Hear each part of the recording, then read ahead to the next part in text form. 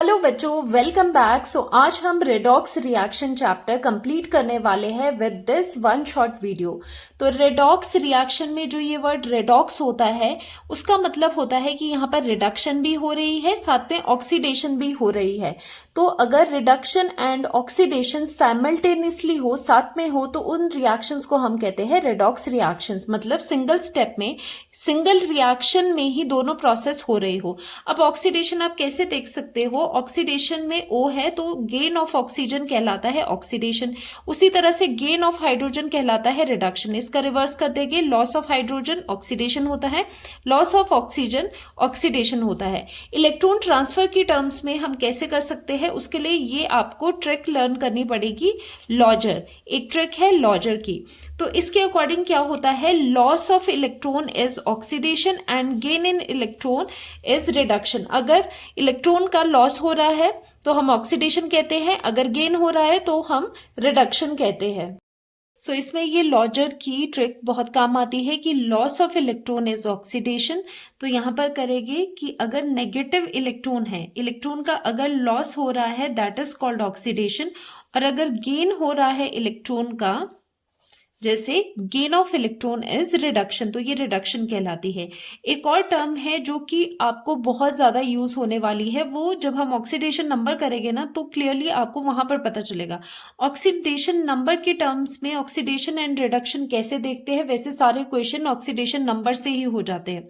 तो आपको ध्यान रखना है, जब ऑक्सीडेशन नंबर किसी रिएक्शन में, अगर आप रिएक्टेंट से प्रोडक्ट में ऑब्जर्व कर रहे हो किसी एक पर्टिकुलर एलिमेंट का ऑक्सीडेशन नंबर, अगर वहां पर ऑक्सीडेशन नंबर इंक्रीज होता हुआ दिख रहा है तो ऑक्सीडेशन हो रही है उसकी। अगर ऑक्सीडेशन नंबर डिक्रीज हो रहा है लेफ्ट टू राइट रिएक्शन में जाने पे, तो आप कहोगे रिडक्शन हो रही है। तो ये जो पूरा चार्ट है ये एक्सप्लेन करता है ऑक्सीडेशन एंड रिडक्शन को। बाकी एक और टर्म भी आती है जिसे हम कहते हैं, जैसे एक होते हैं इलेक्ट्रॉन नेगेटिव एलिमेंट्स, ठीक है, जैसे ऑक्सीजन, क्लोरीन वगैरह, और दूसरे होते हैं इलेक्ट्रो पॉजिटिव एलिमेंट्स, जैसे कि मेटल्स इलेक्ट्रो पॉजिटिव ही कहलाए जाते हैं। अब इनकी टर्म्स में अगर आपको देखना है, क्योंकि एनसीईआरटी में है इसलिए ये भी कवर कर लेते हैं, तो इनको आपने इक्विवेलेंट मानना है। इलेक्ट्रोनेगेटिव एलिमेंट जैसे ऑक्सीजन का ट्रेंड है, जैसे ऑक्सीजन का गेन है तो ऑक्सीडेशन है, उसी तरह से अगर कहीं एडिशन हो रहा है किसी इलेक्ट्रोनेगेटिव एलिमेंट का रिएक्शन में, तो उसे हम कहेंगे ऑक्सीडेशन। उसी तरह से इलेक्ट्रोपॉजिटिव एलिमेंट को आपने हाइड्रोजन की तरह देखना है, जैसे गेन ऑफ हाइड्रोजन रिडक्शन होता है, उसी तरह से एडिशन ऑफ इलेक्ट्रोपॉजिटिव एलिमेंट को हम क्या कहेंगे, रिडक्शन कहेंगे। ठीक है, तो इतना पूरा चार्ट है ऑक्सीडेशन रिडक्शन का, कोई भी क्वेश्चन नहीं छूटेगा आपसे, बस यहीं से आता है। और मोस्ट ऑफ द जो हम रिएक्शंस में देखते हैं तो इस चीज से देखते हैं, ऑक्सीडेशन नंबर से। ठीक है, ऑक्सीडेशन नंबर अगर इंक्रीज हो रहा है, ऑक्सीडेशन डिक्रीज हो रहा है तो रिडक्शन हो जाता है। तो where there is oxidation there is always reduction. जब भी कभी ऑक्सीडेशन होती है रिडक्शन भी होती है, बिकॉज अगर आप देखो ए है और बी है, ए ने मान लो इलेक्ट्रॉन लूज करे हैं, इलेक्ट्रॉन लूज करके उसने बी को दिए हैं, तो इसमें हो रहा है लॉस ऑफ इलेक्ट्रॉन ए के पास, तो इसकी हो रही है ऑक्सीडेशन। बी ने एक्सेप्ट करे, गेन ऑफ इलेक्ट्रॉन हो रहा है, तो यहाँ पर हो रही है रिडक्शन। तो ये चीजें क्या होती है, साइमल्टेनियसली होती है। अब एक और चीज यहाँ पर आती है ऑक्सीडाइजिंग एजेंट की। ठीक है, दो चीजें हैं यहाँ पर, oxidising agent and reducing agent. ठीक है, अब ये जो एजेंट वर्ड है ना, ध्यान से सुनना, जो ये एजेंट वर्ड है ना, इसका काम होता है दूसरों के लिए। जैसे कोई एजेंट है आपका, तो वो कस्टमर के लिए काम कर रहा है, औरों के लिए डेडिकेटेड है। तो यहाँ पर ऑक्सीडाइजिंग एजेंट जब लिखा है ना, तो उसका मतलब होता है कि वो अदर्स की क्या करवा रहा है, दूसरे की ऑक्सीडेशन करवा रहा है। और इटसेल्फ अगर इसकी खुद की बात करें तो इसका हो रहा है रिडक्शन। ठीक है, तो जब भी एजेंट लग जाए तो खुद के लिए रोल इसका उल्टा हो जाता है। उसी तरह से अगर हम कहें कि रिड्यूसिंग एजेंट है, तो रिड्यूसिंग एजेंट क्या है, एजेंट के आगे क्या लगा है, रिडक्शन। तो दूसरों की हो रही है दूसरों की करवा रहा है वो रिडक्शन, लेकिन उसकी अपनी क्या हो रही है, ऑक्सीडेशन। तो ये खुद की उसका क्या हो रहा है, उसका नेचर कैसा, उसका ऑक्सीडेशन हो रहा है या रिडक्शन हो रहा है, उससे आपने एजेंट डिसाइड करना है। अगर खुद का ऑक्सीडेशन है तो रिड्यूसिंग एजेंट है, खुद का रिडक्शन हो रहा है तो ऑक्सीडाइजिंग एजेंट है। ऐसे चीजें काम करती है, ऐसे ही आपने इसे लर्न करना है। एजेंट का मतलब कि दूसरों के लिए काम कर रहा है, खुद का उल्टा हो जाएगा। ऑक्सीडाइजिंग एजेंट है तो खुद का रिडक्शन हो जाएगा, ठीक है। अब यहाँ पर जैसे हमने अभी ऑक्सीडेशन रिडक्शन करी, उसके कुछ एक एग्जाम्पल मैं करवाती हूँ। सिंस ये वन शॉट है तो हम इतना डिटेल में हर एक एग्जाम्पल में नहीं जाएंगे, डिटेल लेक्चर देखने हैं तो प्लेलिस्ट पे अपलोडेड है बिल्कुल डिटेल लेक्चर। तो ये वन शॉट रहने वाला है, तो इसमें मेन चीजें और विद एग्जाम्पल मैं करवाऊंगी आपको। तो ये देखो, जैसे सल्फर ऑक्सीजन के साथ रिएक्ट करके SO2, तो यहाँ पर ऑक्सीजन का एडिशन हो रहा है क्योंकि लेफ्ट में सल्फर अकेला था, राइट में इसके पास ऑक्सीजन है, तो हम कहेंगे यहाँ पर एडिशन हो रहा है ऑक्सीजन का, सो this is oxidation reaction. Same यहाँ पर भी है। अब यहाँ पर देखो CH4 ऑक्सीजन यहाँ पर रिएक्ट होके ये बन रहा है। इसका दूसरा पॉइंट ऑफ व्यू ऐसे भी हो सकता है कि यहाँ से हाइड्रोजन की जगह ऑक्सीजन आ रहे हैं, हाइड्रोजन का रिमूवल हो रहा है। सो रिमूवल ऑफ हाइड्रोजन क्या कहलाता है, रिमूवल ऑफ हाइड्रोजन भी ऑक्सीडेशन कहलाता है, ठीक है। तो यहाँ पर क्या हो रही है, यहाँ पर इसकी ऑक्सीडेशन हो रही है। अब जो ये तीनों एग्जाम्पल्स है, इसमें क्या हो रहा है, मैग्नीशियम में ऐड हो रहा है फ्लोरीन, क्लोरीन एंड सल्फर। तो ये सब क्या होते हैं, ये इलेक्ट्रोनेगेटिव एलिमेंट्स है, ठीक है। इनकी क्या होती है, इलेक्ट्रोनेगेटिविटी ज्यादा है, तो ये मोर इलेक्ट्रोनेगेटिव एलिमेंट्स है। इलेक्ट्रोनेगेटिव एलिमेंट कभी अगर ऐड होता है तो उसको क्या कहते हैं हम, उसका रोल ऑक्सीजन की तरह आपने देखना है ना इलेक्ट्रोनेगेटिव एलिमेंट का। तो उसका क्या होता है, जैसे ऑक्सीजन के एडिशन से ऑक्सीडेशन होती है, उसी तरह से इलेक्ट्रोनेगेटिव एलिमेंट के एडिशन से भी ऑक्सीडेशन कही जाती है। तो ये तीनों जो रिएक्शंस है, इनमें क्या हो रहा है, इलेक्ट्रोनेगेटिव एलिमेंट ऐड हो रहा है, तो इन तीनों को कहेंगे हम यहाँ पर कि ऑक्सीडेशन हो रही है। ओके, सो आगे मूव करते हैं। तो यहाँ पर एक एग्जाम्पल मैं आपको करवाती हूँ, ये वाला, जिसमें इलेक्ट्रॉन ट्रांसफर की टर्म में आपको समझ आएगा। देखो यहाँ पर क्या है, सोडियम क्लोरीन के साथ रिएक्ट करके NaCl बना रहा है। सोडियम की स्टेट क्या है, यहाँ पर न्यूट्रल है तो 0 है, ठीक है। तो यहाँ पर क्लोरीन भी 0 है, तो यहाँ पर Na पॉजिटिव है, तो टोटल कितना चार्ज है इसका, 2 पॉजिटिव चार्ज है। अब यहाँ से 0 से अगर ऑक्सीडेशन स्टेट देखो तो 0 से +2 में जा रहा है। ऑक्सीडेशन नंबर मेथड से भी कर सकते हो। अगर इलेक्ट्रॉन की टर्म में देखना है तो कह सकते हो 0 से +2 जा रहा है। प्लस का मतलब होता है कि इलेक्ट्रॉन कम है, ठीक है, इलेक्ट्रॉन कम है। नेगेटिव का मतलब होता है इलेक्ट्रॉन ज्यादा है, ठीक है, इलेक्ट्रॉन ज्यादा है। इलेक्ट्रॉन पे नेगेटिव चार्ज है तो नेगेटिव कहीं आता है, उसका मतलब होता है कि इलेक्ट्रॉन वहां पे ज्यादा है। तो 0 से +2 में जा रहे हैं, मतलब कि 2 इलेक्ट्रॉन का आपको लॉस हो रहा होगा, तभी ये चीज पॉजिटिव में आ रही है। तो लॉस ऑफ 2 इलेक्ट्रॉन्स करके Na पॉजिटिव बना दिया। तो लॉस ऑफ इलेक्ट्रॉन्स क्या होता है, ऑक्सीडेशन। और यहां से 0 से -2 में जा रहा है, 0 से -2 है, नेगेटिव वहां पर वैल्यू बढ़ रही है, मतलब इलेक्ट्रॉन बढ़ रहे हैं, गेन ऑफ इलेक्ट्रॉन हो रहा है, ऐसे भी देख सकते हो, ठीक है। तो इनको हमने हाफ रिएक्शंस में कर दिया। हाफ रिएक्शन मतलब फुल रिएक्शन को हमने ब्रेक कर दिया। ऑक्सीडेशन हाफ में, जहां ऑक्सीडेशन हो रही है यहां से यहां, और दूसरे में रिडक्शन हो रही है, तो ऐसे भी देख सकते हो। वैसे मैं आपको सजेस्ट करूंगी ऑक्सीडेशन नंबर मेथड से ही क्वेश्चन करना। डायरेक्ट इनकी ऑक्सीडेशन स्टेट्स निकाल दी और देख लिया, 0 से +1 जा रहा है, increase in oxidation number, oxidation. 0 से -1 जा रहा है, नेगेटिव वैल्यू में जा रहे हो तो रिडक्शन हो रहा है, ठीक है। ये ज्यादा इजी हो जाता है। नेक्स्ट आपका oxidising agent and reducing agent तो मैंने समझा दिया था, ठीक है। उसी का ही हम एक एग्जाम्पल करेंगे यहाँ पर, उसी का ही एक एग्जाम्पल देखते हैं। यहाँ पर लिया है आपने magnesium plus oxygen gives to MgO, ठीक है। तो यहाँ पर अगर आप देखोगे, चलो इसे बैलेंस भी कर लेते हैं, यहाँ पर ट्वाइस आ जाएगा और यहाँ पर भी 2 कर लेते हैं। ऑक्सीडेशन स्टेट आप निकालोगे, ऑक्सीजन अपनी एलिमेंटल स्टेट में है, 0 आ जाएगा, ये भी न्यूट्रल है, 0 आ जाएगा। ऑक्साइड -2 होता है और मैग्नीशियम +2 होता है। ये 2 सेम है, तो हम यहाँ पर मल्टीप्लाई करके नहीं देखे, क्योंकि यहाँ पर भी 2 है, यहाँ पर भी 2 है, ठीक है। तो अगर आप यहाँ पर देखोगे कि 0 से -2 जा रहा है, ठीक है। अगर ऑक्सीडेशन नंबर से करना है वो भी कर सकते हो, -2 इसका ऑक्सीडेशन नंबर, ये वैसे ही कर लेते हैं। यहाँ से यहाँ जा रहे हो तो ऑक्सीडेशन नंबर क्या कर रहा है, डिक्रीज कर रहा है, क्योंकि नंबर लाइन पे भी देखोगे नेगेटिव पार्ट यहाँ पर होता है, पॉजिटिव यहाँ पर हो रहा है, तो ये डाउन साइड पे जा रहा है ना, ऑक्सीडेशन नंबर डिक्रीज हो रहा है। डिक्रीज अगर ऑक्सीडेशन नंबर हो रहा है तो हम कह सकते हैं यहाँ पर रिडक्शन हो रहा है। और दूसरी तरफ मैग्नीशियम जो है वो 0 से +2 में जा रहा है, तो यहाँ पर ऑक्सीडेशन नंबर इंक्रीज हो रहा है। So we can say that कि यहाँ पर ऑक्सीडेशन हो रही है। ठीक है, तो यहाँ पर ऑक्सीडेशन हो रही है। तो क्या आप oxidising agent and reducing agent मुझे यहाँ पर बता सकते हो? तो देखो, ऑक्सीडाइजिंग एजेंट कौन सा होगा, जिसका विच इटसेल्फ रिड्यूसेस, जिसका खुद का रिडक्शन हो रहा होगा। ठीक है, जिसका खुद का रिडक्शन हो रहा होगा वो क्या होगा, वो ऑक्सीडाइजिंग एजेंट होगा। तो रिडक्शन किसका हो रहा है, रिडक्शन ऑक्सीजन का हो रहा है। तो यहाँ पर जो ये O2 है वो आपका ऑक्सीडाइजिंग एजेंट है। और रिड्यूसिंग एजेंट कौन सा होता है, जिसका खुद का ऑक्सीडेशन हो रहा हो। ऑक्सीडेशन मैग्नीशियम का हो रहा है, तो ये एक रिड्यूसिंग एजेंट है। इस तरह से आप क्वेश्चन सॉल्व करते हो। ठीक है, ऑक्सीडेशन नंबर वाले से कर लेना, ऑक्सीडेशन नंबर इंक्रीज हो रहा है, ऑक्सीडेशन कम हो रहा है, वो रिडक्शन। अब बात आती है कि ये ऑक्सीडेशन नंबर वगैरह कैसे देखना है, वो थोड़ी देर में आपको मालूम हो जाएगा कि कैसे हम ऑक्सीडेशन नंबर्स को फाइंड आउट करते हैं। बीच में एक छोटा सा टॉपिक है, उससे पहले हम क्लियर करते हैं कॉम्पिटिटिव इलेक्ट्रॉन ट्रांसफर रिएक्शंस। अब देखो क्या होता है, ये मेटल्स में हम देखते हैं, तो मेटल्स में क्या होता है, मेटल की टेंडेंसी देखो पहले आप, मेटल कैसे होते हैं। मेटल का नेचर होता है कि वो इलेक्ट्रोपॉजिटिव होते हैं, वो इलेक्ट्रॉन डोनेट करना चाहते हैं। ठीक है, उनकी इलेक्ट्रॉन डोनेटिंग कैपेसिटी होती है। तो जितना जो मेटल जितना रिएक्टिव होगा, तो समझ लेना उसकी इलेक्ट्रॉन देने की पावर ज्यादा होगी। ठीक है, क्योंकि वो पॉजिटिव अपने ऊपर एक्वायर करना चाहते हैं मेटल्स।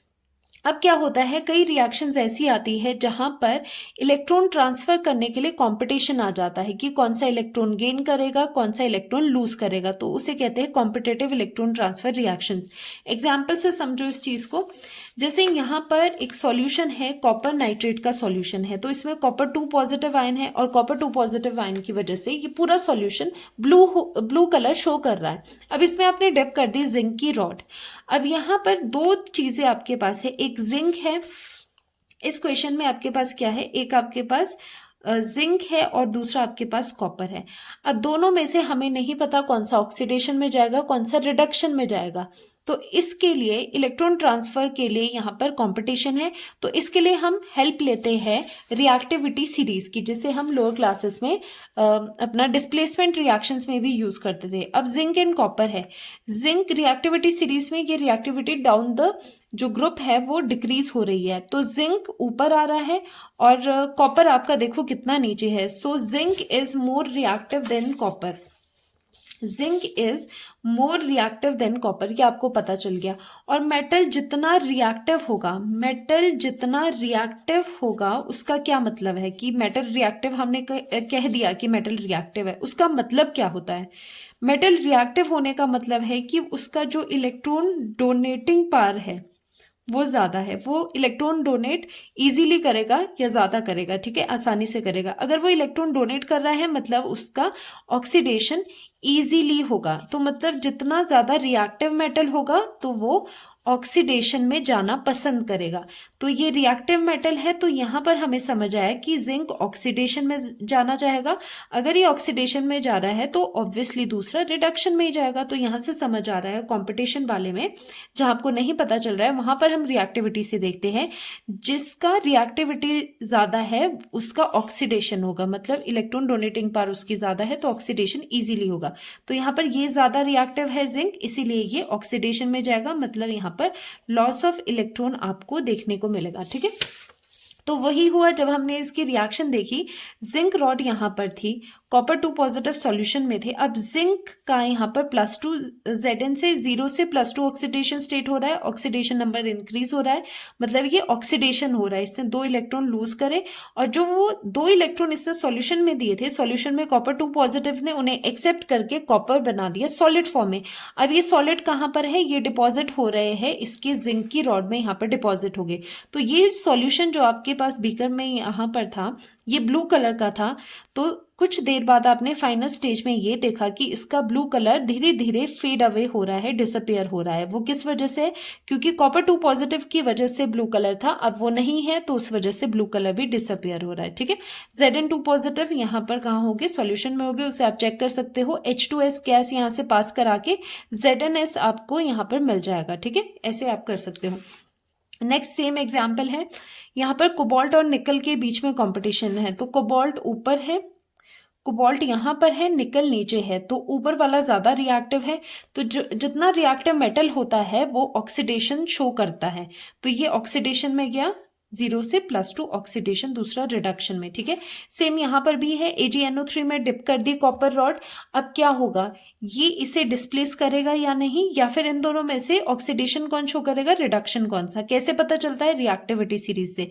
ऑब्वियसली कॉपर ज्यादा रिएक्टिव है देन सिल्वर। सिल्वर तो आपको पता ही है वैसे भी कम रिएक्टिव होता है। तो इसने क्या करा, यहाँ पर इसने ऑक्सीडेशन शो करी। ये देखो 2 पॉजिटिव यहाँ आ रहा है, 0 से 2 पॉजिटिव, और +1 से 0 रिडक्शन हो रही है। ठीक है, तो जितना रिएक्टिव मेटल होगा तो वो ऑक्सीडेशन शो करेगा। अब आते हैं मेन अपने टॉपिक पे, ऑक्सीडेशन नंबर वाले पे। इससे क्वेश्चन बनते ही बनते हैं। जल्दी से पहले इसके रूल्स देख लेते हैं जिससे हमने क्वेश्चन सॉल्व करने होते हैं। पहला रूल ये है कि जो भी एलिमेंट अपनी एलिमेंटल या फिर नेचुरल स्टेट में है, वो उनके ऊपर जो चार्ज होगा वो 0 होगा। चाहे वो अपनी एलोट्रॉपिक फॉर्म में भी हो, उनके ऊपर चार्ज 0 होगा। जैसे हाइड्रोजन H2 में एग्जिस्ट करता है तो इसका charge oxidation state not charge sorry oxidation number उसका 0 होगा। फॉस्फोरस P4 है, इसका भी 0 होगा। और जो हाइड्रोजन की अगर हम बात करें, हमें पता है हाइड्रोजन की मोस्ट कॉमन ऑक्सीडेशन स्टेट होती है +1, लेकिन ये -1 भी शो करता है। कब? जब ये मेटल हाइड्राइड के साथ है या फिर बोरोन के साथ है। अब मेटल हाइड्राइड इस तरह के होते हैं, मेटल पॉजिटिव हो गया तो हाइड्रोजन को तो नेगेटिव ही होना पड़ेगा। उसी तरह से बोरोन हाइड्राइड्स है, जैसे बोरोन के साथ अगर हाइड्रोजन है तो ये -1 शो करते हैं। ठीक है, फर्स्ट ग्रुप वाले एल्कली मेटल +1 करते हैं, सेकंड वाले एल्कलाइन अर्थ मेटल्स +2 करते हैं, हमें पता है। अब ऑक्सीजन का आ जाता है। ऑक्सीजन का मोस्टली हमने देखा है -2 ऑक्सीडेशन स्टेट ये शो करते हैं, लेकिन इनमें भी कई वैरायटी होती है। जैसे पर ऑक्साइड है, पर ऑक्साइड होता है O2 2 नेगेटिव, वो -1 ऑक्सीडेशन स्टेट शो करता है। और जो सुपर ऑक्साइड होते हैं वो O2 नेगेटिव, तो इनमें -1/2 ऑक्सीडेशन स्टेट है। और जो आपका ऑक्सीजन है वो पॉजिटिव ऑक्सीडेशन स्टेट भी शो करता है, लाइक +1 एंड +2। ये कब हो पाता है? जब आप फ्लोरीन के साथ डील करते हो। फ्लोरीन क्या है, ज्यादा इलेक्ट्रोनेगेटिव है ऑक्सीजन से, इस वजह से वो पॉजिटिव ऑक्सीडेशन स्टेट शो कर पाता है। अब क्या होता है कि जब आप ऑक्सीडेशन स्टेट निकालते हो तो आप किस तरह से ऑक्सीडेशन स्टेट्स निकालते हो, उसका भी एक रूल होता है। देखो, जैसे ये वाटर है ना, अगर मान लो कि मैंने यहाँ पर ऑक्सीजन का ऑक्सीडेशन स्टेट निकालना है, तो जिसका ऑक्सीडेशन स्टेट आपने निकालना है उसको X लेट कर दो। मान लो इसको हमने X लेट कर दिया, प्लस यहाँ पर ट्वाइस है, और इसका ऑक्सीडेशन नंबर कितना है? हाइड्रोजन का 1 होता है यूजुअली। ठीक है, तो +1 है, इक्वल कर दोगे पूरे को। अब ये क्या है? एक न्यूट्रल मॉलिक्यूल है, इस पर कोई चार्ज नहीं है, आपको दिखाई दे रहा ना, तो आप यहाँ पर इसे 0 कर दो। तो X की वैल्यू कितनी आ जाएगी? -2। ऑक्सीडेशन स्टेट ऑक्सीजन की कितनी है? -2 यहाँ पर है। तो ये रूल रहता है कि जो भी चार्ज है उसके इक्वेट कर दो सभी के ऑक्सीडेशन नंबर को सम अप करके।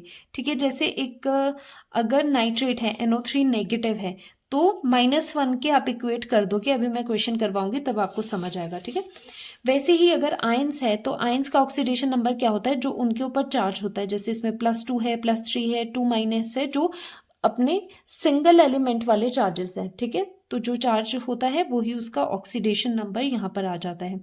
When we talk about fluorine, तो फ्लोरीन हमें पता है ऑलवेज -1 होता है, क्योंकि सबसे ज्यादा इलेक्ट्रोनेगेटिविटी भी यही शो करता है। अगर हम दूसरे हेलोजेंस की बात करें तो दूसरे हेलोजेंस में भी कॉमनली -1 स्टेट कॉमन आपकी देखी जाती है, लेकिन थोड़ी बहुत ये वेरिएबल ऑक्सीडेशन स्टेट शो करते हैं। जैसे क्लोरीन, जिसे आपको लर्न करना है, आपको लर्न करना है कि जो क्लोरीन होता है उसका जो रेंज होता है -1 तो वो शो करता है, लेकिन वो +7 तक ऑक्सीडेशन स्टेट शो कर सकता है। ये आपको लर्न करना है, दिस इज वेरी इंपॉर्टेंट। और नाइट्रोजन क्या होता है? वैसे तो आपका क्या हो जाएगा? -3 होगा, तो -3 से +5 तक वो ऑक्सीडेशन स्टेट शो कर सकता है। ठीक है, तो ये चीजें आपको लर्न करनी होगी। तो वही है यहाँ पर भी कि जैसे यहाँ देखो CO3 2 नेगेटिव था, तो जो नेगेटिव यहाँ पर 2 नेगेटिव चार्ज है ना, तो -2 से हमने इक्वेट कर दिया। कार्बन का आपको निकालना है तो x इसको पुट कर दो और बाकी 3 एंड -2 करके इस तरह से ऑक्सीडेशन स्टेट आप निकाल पाते हो। एक और चीज़ जो आपको जाननी ज़रूरी है, थोड़ा बहुत यहाँ पर ध्यान देना, ये S ब्लॉक है, ये P ब्लॉक है, ठीक है। 1 से 2, 13 से 17 यहाँ पर हमने P ब्लॉक करा है, वैसे 18 तक भी होता है, 17 ही हम कर रहे हैं। ये वाले D ब्लॉक है। तो यहाँ पर आपको जानना ज़रूरी है कि हर ग्रुप में मैक्सिमम ऑक्सीडेशन नंबर कितना शो हो सकता है। फर्स्ट 2 का तो कोई दिक्कत नहीं है, +1 एंड +2 जो मोस्ट कॉमन है वही चलती है। बाकी के भी जो P ब्लॉक है, तो जितना यहाँ पर इनका ग्रुप के नंबर का लास्ट है, जैसे यहाँ पर 3 है, 13 में लास्ट में 3 है, तो +3 इसका हाईएस्ट आएगा। वैसे इसका +4, +5, +6। यहाँ पर सल्फर का आप डायरेक्टली लर्न कर दो कि सल्फर मैक्सिमम कितना ऑक्सीडेशन नंबर तक जा सकता है, +6। ये प्लीज़ आप लर्न कर दो इसको, ठीक है। क्लोरीन तो आपको पता ही है +7 तक जाता है। और साथ ही जब हम डी ब्लॉक में जाते हैं तो आपको यहाँ पर क्रोमियम करना है। क्रोमियम का मैक्सिमम +6 तक ऑक्सीडेशन स्टेट जाता है। बाकी ये इनके मैक्सिमम ऑक्सीडेशन नंबर से एक बार ध्यान दे देना, ठीक है। अब ये चीज़ें मैं आपको क्यों करवा रही हूँ उसका भी एक रीज़न है। उसका रीज़न क्या है यहाँ पर अब आप समझोगे। अब देखो यहाँ पर हमने क्या करना है, ऑक्सीडेशन स्टेट निकालनी है नाइट्रोजन की, ठीक है। तो हम मेथड कौन सा यूज़ करेंगे, एक्स वाला, जो हमारा बिल्कुल कन्वेंशनल मेथड है। तो यहाँ पर हमने क्या किया, इसकी ऑक्सीडेशन स्टेट निकालनी, एक्स कर दिया प्लस थ्राइस ऑक्सीजन का कितना होता है, -2 होता है। इस पे पूरा चार्ज कितना है, -1 कर दिया एक्स, और ये आ गया -1, 3 2 6, दूसरी साइड जाके +6। तो यहाँ पर आ जाती है +5, नाइट्रोजन की +5 ऑक्सीडेशन स्टेट। तो हमें थोड़ा ध्यान भी रखना होगा। देखो नाइट्रोजन +5 तक जा सकता है, ठीक है। तो ये करेक्ट है, इस तरह से सही आ रहा है।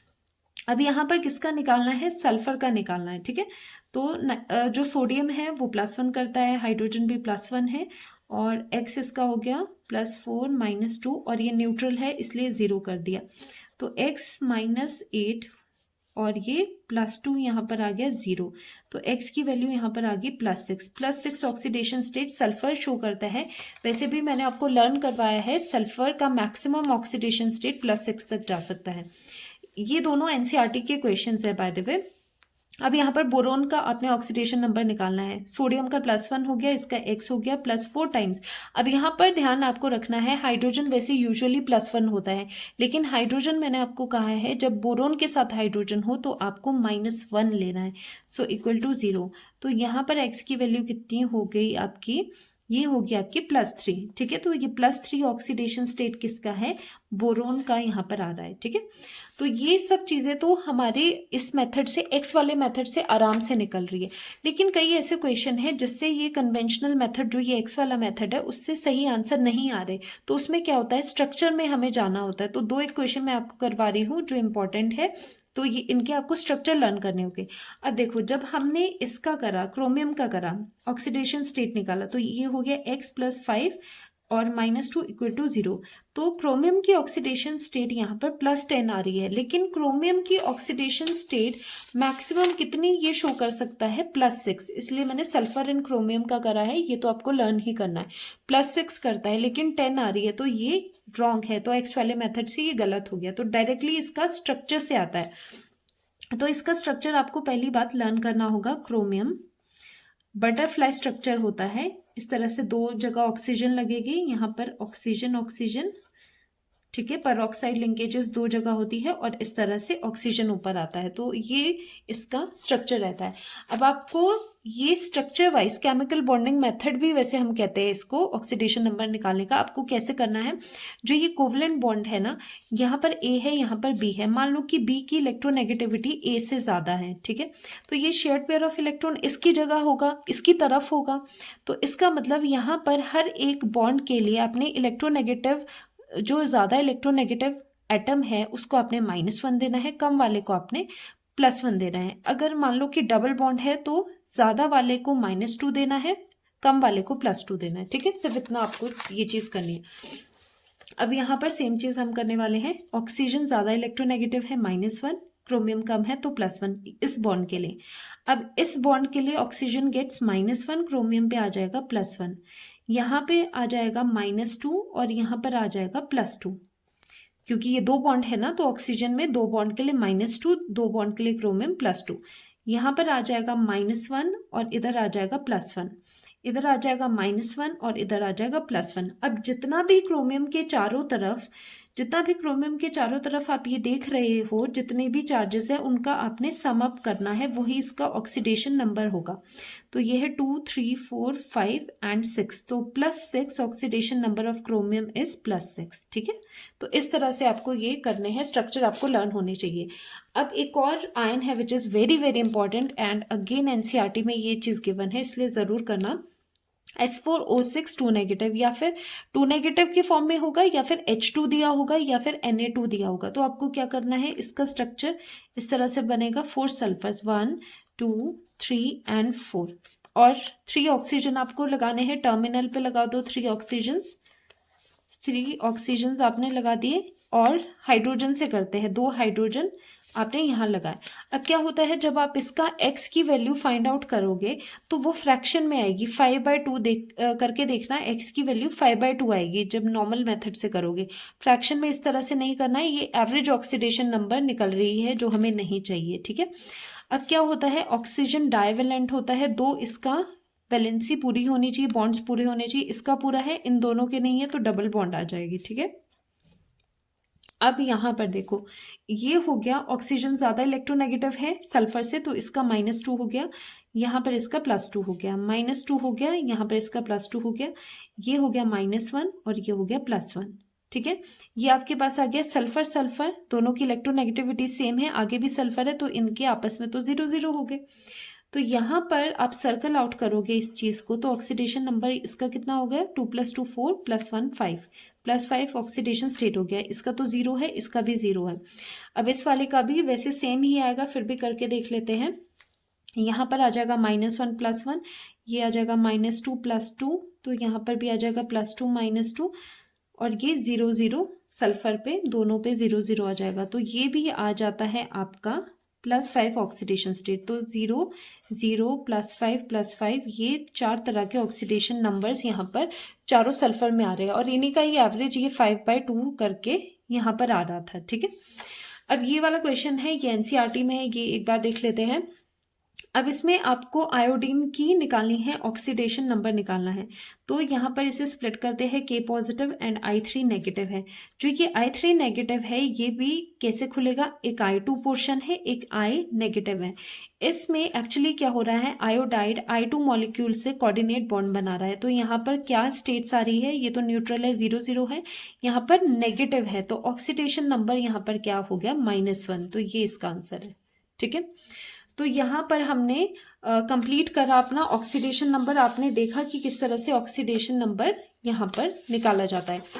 अब आपको मैं एक क्वेश्चन करवाऊंगी जिसमें आपने oxidising agent and reducing agent निकालने हैं। जैसे ये Fe2O3 है, पहले आप क्या करोगे, इसका ऑक्सीडेशन नंबर निकालोगे, 2x - 6 = 0, तो x की वैल्यू +3, इसका ऑक्सीडेशन नंबर निकला आपके पास +3। ठीक है, तो ये -2 है और इसका आ गया आपके पास +2, और ये हो गया x एंड 2 2 4 0, ये हो गया कार्बन का +4। ठीक है, आयरन एलिमेंटल स्टेट में है तो ये 0 आ जाएगा। अब यहाँ पर देखो, +3 से आप 0 में जा रहे हो, ऑक्सीडेशन नंबर डिक्रीज हो रहा है, तो आप कहोगे यहाँ पर ऑक्सीडेशन नंबर डिक्रीज हो रहा है, सो दिस इज रिडक्शन। इसका रिडक्शन हो रहा है, तो इस स्पीशी का क्या है, ये स्पीशी कैसी है, this species is oxidising agent, क्योंकि इसका खुद का रिडक्शन हो रहा है। अब +2 से आप +4 में गए तो यहाँ पर ऑक्सीडेशन नंबर इंक्रीज हो रहा है, ऑक्सीडेशन नंबर इंक्रीज हो रहा है तो इसे कहेंगे ऑक्सीडेशन। इस स्पीशी की ऑक्सीडेशन हुई तो इसको कहेंगे कि कैसा एजेंट है, ये है रिड्यूसिंग एजेंट। ठीक है, इस तरह से आपको क्वेश्चंस करने हैं। ये वाला एनसीईआरटी का क्वेश्चन है, ये भी करके देखते हैं। जो लेड है अपनी एलिमेंटल स्टेट में है, तो इस पे चार्ज 0 हो गया। PbO2 यहाँ पर देखोगे ये -2 है, 2 2 4, तो Pb पे आ जाएगा +4, और ये सल्फेट है, ये 2 नेगेटिव है, तो ये 2 पॉजिटिव आ जाता है। ठीक है, अब आप यहाँ पर देखोगे, जब आप 0 से +2 में जा रहे हो, 0 से +2 में जा रहे हो तो क्या हो रहा है, यहाँ पर हो रहा है ऑक्सीडेशन नंबर इंक्रीज हो रहा है। सो दिस इज ऑक्सीडेशन, ठीक है, इसका ऑक्सीडेशन है। तो ये स्पीशी क्या है, ये रिड्यूसिंग एजेंट है क्योंकि इसका ऑक्सीडेशन हो रहा है। अब Pb4 पॉजिटिव से आप 2 पॉजिटिव में जा रहे हो यहाँ पर, ठीक है। तो यहाँ पर क्या हो रहा है, यहाँ पर हो रहा है रिडक्शन, क्योंकि ऑक्सीडेशन नंबर डिक्रीज हो रहा है, यहाँ पर रिडक्शन हो रहा है। So this is oxidising agent, ठीक है। इस तरह से क्वेश्चन हम सॉल्व करते हैं कि कौन सा ऑक्सीडाइजिंग एजेंट है और कौन सा रिड्यूसिंग एजेंट है। बहुत ही इजी रहता है अगर आप स्टेप्स फॉलो करोगे, ठीक है। अब हम करते हैं टाइप्स ऑफ रेडॉक्स रिएक्शंस, ठीक है। टाइप्स में इसमें जो रेडॉक्स रिएक्शन की टाइप है, 4 तरह की टाइप्स आती है। पहला रहता है कॉम्बिनेशन रिएक्शन, वेरी इजी, नाम से पता चल रहा है कि कॉम्बिनेशन होगा एलिमेंट्स का, तो एक नया प्रोडक्ट बनेगा। A+B gives to C type का होता है और इसमें एक या दोनों एलिमेंटल स्टेट में होने चाहिए। जैसे carbon plus oxygen gives to carbon dioxide, दोनों एलिमेंटल स्टेट में थे। 0 ऑक्सीडेशन नंबर, 0 से +4 जा रहा है ऑक्सीडेशन, 0 से -2 जा रहा है रिडक्शन, तो ये एक रेडॉक्स रिएक्शन है, इजी। सेकेंड आता है डिकम्पोजिशन रिएक्शन, डिकम्पोज होगा एक कंपाउंड अपने छोटे छोटे कॉम्पोनेंट्स में। जैसे यहाँ पर वाटर है, तो वाटर का क्या हो रहा है, डिकम्पोज होके हाइड्रोजन बन रहा है एंड ऑक्सीजन बन रहा है। तो यहाँ पर +1 से 0 जा रहा है रिडक्शन और -2 से 0 जा रहा है ऑक्सीडेशन। तो देखो जो डिकम्पोजिशन रिएक्शंस होती है ना, ज़रूरी नहीं कि वो सारी रेडॉक्स रिएक्शन ही हो। ये कैसी रिएक्शन है, डिकम्पोजिशन भी है, रेडॉक्स भी है। अब ये एग्जाम्पल देखो, कैल्शियम कार्बोनेट का जब डिकम्पोजिशन होता है ना CaON कार्बन डाइऑक्साइड में, तो ये सिर्फ और सिर्फ एक डिकम्पोजिशन रिएक्शन है, ये रिडॉक्स रिएक्शन नहीं है। क्योंकि देखो यहाँ पर कैल्शियम +2 स्टेट में है, निकाल देना बेशक, तो ये +2 से +2 ही जा रहा है और ये कार्बन का भी कोई ऑक्सीडेशन नंबर चेंज नहीं हो रहा, तो यहाँ पर कोई रेडॉक्स रिएक्शन देखने को नहीं मिल रही, ठीक है। So all decomposition reactions are not redox reaction, वो आपको चेक करना पड़ता है कि कौन सी है कौन सी नहीं है।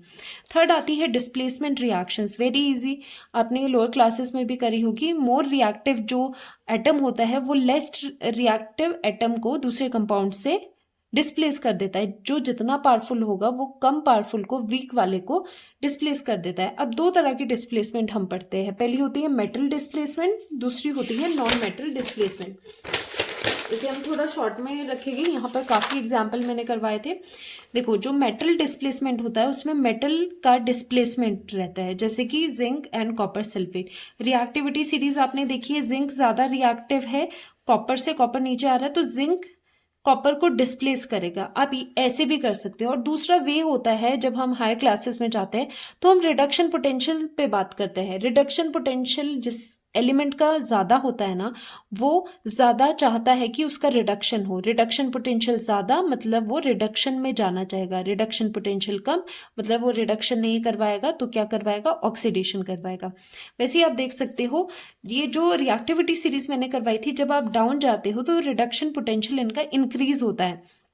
अब उस वे से यहाँ पर आप देख रहे हो कि जिंक का रिडक्शन पोटेंशियल कम है एंड कॉपर का रिडक्शन पोटेंशियल ज़्यादा है, मतलब कॉपर रिडक्शन करवाना चाहेगा। तो कॉपर यहाँ पर +2 से 0 जा रहा है, इसका रिडक्शन हो रहा है, और जिंक का 0 से +2 में ऑक्सीडेशन हो रहा है। तो ये रिएक्शन इस तरह से भी बिल्कुल सही है, और दूसरी रिएक्शन नहीं होगी, ऑब्वियसली कॉपर ज़्यादा रिएक्टिव नहीं है। तो ऐसे भी आप चीज़ों को देख सकते हो, बाकी इसके एग्जाम्पल है।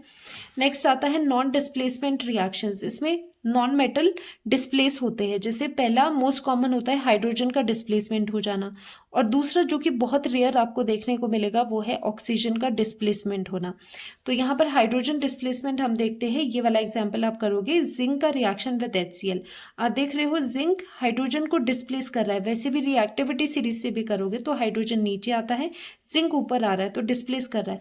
और रिडक्शन पोटेंशियल से समझना है तो हाइड्रोजन का रिडक्शन पोटेंशियल ज़्यादा है, जिंक का कम है, तो हाइड्रोजन रिडक्शन में जाएगा। तो हाइड्रोजन रिडक्शन में जा रहा है, +1 से 0 में रिडक्शन हो रही है, जिंक की ऑक्सीडेशन हो रही है, ठीक है। अब यहाँ पर जो मैं बात कर रही थी कि ऑक्सीजन भी डिस्प्लेस हो रहा है, तो ये वाला एग्जाम्पल है। ऑक्सीजन को कौन डिस्प्लेस कर सकता है, फ्लोरीन कर सकता है, क्योंकि फ्लोरीन का जो रिडक्शन पोटेंशियल होता है ना वो बहुत ज़्यादा होता है। रिडक्शन पोटेंशियल ज़्यादा है तो ये रिडक्शन में जाना चाहेगा, 0 से -1 में जा रहा है, ठीक है। तो ये था डिस्प्लेसमेंट रिएक्शन। लास्ट है disproportionation reaction, very easy. Disproportionation reaction में क्या होता है, रिएक्टेंट साइड पे एक ऐसा सब्सटेंस होगा जिससे ऑक्सीडेशन भी हो रही होगी और उसी से रिडक्शन भी हो रही होगी, दोनों चीजें एक ही सोर्स से हो रही होगी, ठीक है। तो उसके लिए क्राइटेरिया एलिजिबिलिटी क्या है, ऐसा सब्सटेंस होना चाहिए जो एटलीस्ट 3 ऑक्सीडेशन स्टेट शो कर पाए, ठीक है, सो दैट वहां पर वेरिएशन आपको मिले। जैसे इस एग्जांपल में देखो, फॉस्फोरस एलिमेंटल स्टेट में है तो यहाँ पर 0 स्टेट है, यहाँ पर फॉस्फोरस pH3 की -3 है और यहाँ पर +1 है, ये करके देख लेना। तो 0 से +1 में जा रहे हैं तो यहीं से यहाँ पर ऑक्सीडेशन भी हो रही है, 0 से -3 ऑक्सीडेशन नंबर कम हो रहा है तो यहाँ से रिडक्शन भी हो रही है, दोनों चीजें एक ही सोर्स से हो रही है, तो डिस्प्रोपोर्शनेशन कहते हैं। फ्लोरीन में ये सब चीजें शो नहीं होती क्योंकि फ्लोरीन पॉजिटिव ऑक्सीडेशन स्टेट नहीं दे पाता, वो नेगेटिव दे सकता है लेकिन पॉजिटिव वो नहीं दे पाता। सो ये है आपकी 4 types of redox reactions. Balancing of redox reactions, ये इस चैप्टर का सबसे इंपॉर्टेंट पार्ट है। बैलेंसिंग आपको पूछते ही है, तो 2 तरह से हम रेडॉक्स रिएक्शंस को बैलेंस करते हैं। एक मेथड होता है हमारा हाफ रिएक्शन मेथड, जिसे हम आयन इलेक्ट्रॉन मेथड भी कहते हैं। तो इसमें क्या होता है, जस्ट आपको इतना ध्यान रखना है, इसमें जो चार्ज है वो लास्ट में बैलेंस होता है, और जो दूसरा मेथड हम करेंगे ऑक्सीडेशन मेथड, उसमें चार्ज सबसे पहले बैलेंस होता है, ठीक है। तो यहाँ पर इसके कुछ स्टेप्स है। अगर आपका मीडियम एसिडिक है या फिर न्यूट्रल है तो उसके लिए ये स्टेप्स रहते हैं। Right given equation in the ionic form. Ionic form मतलब उसके आपके आयनिक फॉर्म उसकी पता होनी चाहिए, या फिर ये कह सकते हैं उसके ऑक्सीडेशन नंबर्स आपको फाइंड आउट करने हैं, और साथ में ये देखना है कि कौन से एलिमेंट्स ऑक्सीडेशन शो कर रहे हैं, कौन से रिडक्शन, मतलब किनमें ऑक्सीडेशन नंबर का चेंज आ रहा है। फिर आपको उन दोनों रिएक्शंस के हाफ्स लिखने हैं, 2 हाफ्स में वो रिएक्शंस लिखनी है। ऑक्सीडेशन जहां हो रही है ऑक्सीडेशन हाफ लिखना, दूसरे में रिडक्शन लिख लेना। फिर क्या करना है, except oxygen and hydrogen, oxygen and hydrogen को छोड़ के जो भी और एटम्स है और एलिमेंट्स है उन्हें आपको बैलेंस करना है। उसके बाद आप बैलेंस करते हो ऑक्सीजन को बाय एडिंग वाटर, जितने ऑक्सीजन की कमी है उतने वाटर लगा देगी सो दैट वहां पर ऑक्सीजन पूरा हो जाए। फिर हाइड्रोजन आप बैलेंस करते हो H पॉजिटिव को ऐड करके। लास्ट में आता है चार्ज। चार्ज को कैसे बैलेंस किया जाता है, इलेक्ट्रॉन्स को लगा के, जहां पर कमी है इलेक्ट्रॉन्स की वहां पर लगा दो, ठीक है, जहां पर कमी लग रही है आपको वहां पर इलेक्ट्रॉन्स आप ऐड कर सकते हो। अब क्या है, लास्ट में आता है कि जब आप ये सब चीजें कर लेते हो ना, लास्ट में दोनों जो आपके पास हाफ रिएक्शंस है उनको आपने मल्टीप्लाई करना है किसी ऐसे नंबर से, सो दैट वहां पर जो नंबर ऑफ इलेक्ट्रॉन्स है ना वो सेम हो जाए, क्योंकि बाद में हमें दोनों ही रिएक्शंस को प्लस करना है so that number of electrons cancel हो जाए। क्योंकि आपने देखा होगा एक बैलेंस्ड केमिकल इक्वेशन में नंबर ऑफ इलेक्ट्रॉन्स इन्वॉल्व नहीं होते, तो ये नंबर ऑफ इलेक्ट्रॉन्स हमें वहां से हटाने हैं, ठीक है। फिर आप उसको उसकी मॉलिक्यूलर फॉर्म में अगर दिया है तो मॉलिक्यूलर फॉर्म में ला सकते हो। तो ये सब चीजें अभी प्रैक्टिस करेगी तब आपको समझ आएगी। अब क्या होता है, अगर क्वेश्चन दिया है कि बैलेंसिंग करनी है बेसिक मीडियम में, तो आपको क्या करना होगा कि ये सारे स्टेप्स आपको फॉलो करने हैं। जो एसिडिक मीडियम का आंसर होगा ना, उसमें जस्ट आपको क्या करना है, जितने H पॉजिटिव आयंस लास्ट में होंगे उतने ही same number of OH negative ions को आपने दोनों साइड पे प्लस करना है, और जहां पे इस तरह से H पॉजिटिव आयंस और same number of OH negative ions दिखे उनको आपने क्लब करके वाटर लिखना है। तो ये मैंने आपको बताया इसके रूल्स की कैसे बैलेंसिंग होती है। अब क्वेश्चन करेंगे तो आपको ये अच्छे से समझ आएगा। तो फर्स्ट क्वेश्चन हम कर रहे हैं, तो ये चीजें क्या है, ये है आयन इलेक्ट्रॉन मेथड से हम इसे बैलेंस करेंगे। तो इस इक्वेशन को आपने बैलेंस करना है, गिवन है कि एसिडिक मीडियम में ये आपको बैलेंस करनी है। तो यहाँ पर सबसे पहले क्या होता है, ऑक्सीडेशन एंड रिडक्शन हम फाइंड आउट करते हैं। उसके लिए ऑक्सीडेशन स्टेट्स आपको पता होनी चाहिए। तो यहाँ पर तो क्या है, यहाँ पर +2 है, ठीक है, दूसरी साइड +3 में जा रहा है, तो +2 से ये +3 में जा रहा है, तो इस साइड पे हम लिख लेंगे इंक्रीज इन ऑक्सीडेशन नंबर, तो यहाँ पर ऑक्सीडेशन हो रहा है। अब क्रोमियम में यहाँ पर ऑक्सीडेशन स्टेट निकालना है, this is not carbon, this is actually chromium, ठीक है। तो 2x आ जाएगा और -7 2s 14, तो 14 आ जाएगा यहाँ पर equal to -2, 2x is equal to 12, x की वैल्यू आ जाती है +6। तो ऑक्सीडेशन स्टेट क्रोमियम का यहाँ पर कितना है, +6 है। दूसरी साइड पे क्या है, जितना आयन का अपना चार्ज होता है, वही उसका ऑक्सीडेशन नंबर होता है। तो यहाँ से +6 से जा रहे हैं हम +3 में, तो यहाँ पर ऑक्सीडेशन नंबर डिक्रीज हो रहा है +6 से +3, तो हम कहेंगे यहाँ पर क्या हो रही है, यहाँ पर रिडक्शन हो रही है। तो हमें 2 हाफ्स तो पता चल गए, एक है ऑक्सीडेशन हाफ जहां पर ऑक्सीडेशन हो रही है, और दूसरा है आपका रिडक्शन हाफ जहां पर रिडक्शन हो रही है। तो हम इसे सेपरेटली लिखेंगे। ऑक्सीडेशन कहाँ हो रही है, Fe2 पॉजिटिव से जब हम जा रहे हैं Fe3 पॉजिटिव में, तब ऑक्सीडेशन हो रही है, एंड रिडक्शन यहां से यहां हो रही है। सो रिडक्शन की भी हम रिएक्शन लिख लेंगे, क्रोमियम 2O72 नेगेटिव से Cr3 पॉजिटिव। ठीक है, ये दोनों रिएक्शन लिख ली। अब दूसरा काम क्या होता था कि अदर देन ऑक्सीजन या हाइड्रोजन जो भी एलिमेंट है उन्हें बैलेंस करना है। तो यहाँ पर आयरन है, आयरन दोनों बैलेंस्ड है दोनों साइड पे। यहाँ पर क्रोमियम का नंबर 2 है, तो यहाँ पर हम क्रोमियम को बैलेंस करेंगे, तो हम यहाँ पर लिख लेंगे 2। ठीक है, तो हम स्टेप वाइज चल रहे हैं। तो क्रोमियम यहाँ पर बैलेंस्ड है। उसके बाद क्या होता है, देखो पहले ऑक्सीजन होगा, फिर हाइड्रोजन होगा, फिर इलेक्ट्रॉन होगा, बाकी अदर्स पहले हो गए। ठीक है, जो अदर देन ऑक्सीजन हाइड्रोजन है उससे पहले आपने बैलेंस करना है, फिर ऑक्सीजन हाइड्रोजन इलेक्ट्रॉन। ये होता है आयन इलेक्ट्रॉन मेथड का के रूल्स। ठीक है, तो यहां पर हमने क्रोमियम को बैलेंस कर दिया, अब ऑक्सीजन को बैलेंस करना है। ऑक्सीजन यहां पर बैलेंस नहीं है, ऑक्सीजन का नंबर देखो क्या है, 7 है ना। तो ऑक्सीजन कैसे बैलेंस किया जाता है, बाय एडिंग वाटर। तो 7 नंबर है, तो यहां पर +7 वाटर हमने कर दिया है।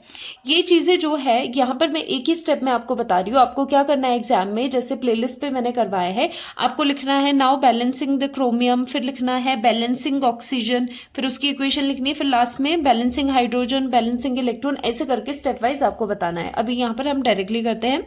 तो ऑक्सीजन आपने यहाँ पर बैलेंस कर दिया है। अब बात आती है ऑक्सीजन के बाद क्या बैलेंस होता है। ऑक्सीजन के बाद बैलेंस होते हैं हाइड्रोजन। यहाँ अगर देखोगे हाइड्रोजन कितने हैं, 7 2 14 हाइड्रोजन यहाँ पर आपके पास है। तो हाइड्रोजन को कैसे बैलेंस किया जाता है, H पॉजिटिव से। तो दूसरी साइड पे हाइड्रोजन चाहिए, तो 14 H पॉजिटिव आपने यहाँ पर लगा दिया। अब 14 हाइड्रोजन यहाँ पर बैलेंस हो गए हैं। फिर आता है चार्ज बैलेंस करने का। चार्ज कैसे बैलेंस किया जाता है, इलेक्ट्रॉन से। तो यहां पर टोटल आपको पहले चार्ज देखना है, इस साइड कितना है। तो यहां पर टोटल चार्ज है -2 है, और H पॉजिटिव कितना है, +14। ठीक है, +14 चार्ज यहां पर आपके पास है। तो ये हो गया +12 चार्ज इस साइड पे है, दूसरी साइड पे 3 2 6 टोटल चार्ज देख रहे हैं, तो कोफिशिएंट से भी मल्टीप्लाई आपको करना होगा। 3 2 6 +6 यहाँ पर चार्ज है, और ये तो न्यूट्रल ही है। तो यहाँ पर +12 है, यहाँ पर +6 है। तो आपको कहाँ इलेक्ट्रॉन्स ऐड करने होंगे सो दैट ये चार्ज आप कम करवा पाओ। तो यहां पर आपको प्लस करने पड़ेंगे 6 इलेक्ट्रॉन्स, क्योंकि इलेक्ट्रॉन्स नेगेटिवली चार्ज होते हैं।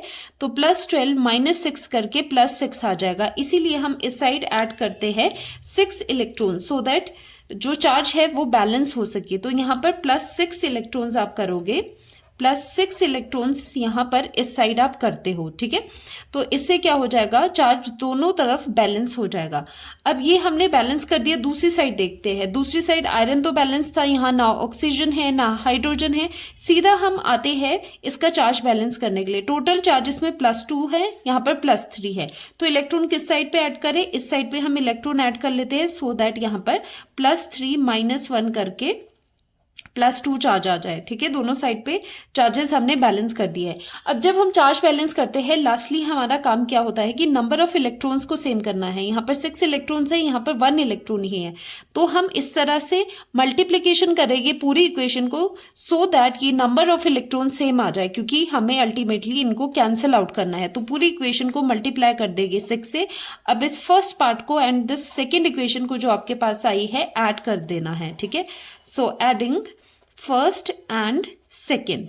तो फर्स्ट एंड सेकेंड को जब आप ऐड करते हो तो लेफ्ट वाला लेफ्ट साइड पे लेफ्ट हैंड साइड के साथ प्लस करना है, और राइट वाला राइट के साथ आपने प्लस करना है।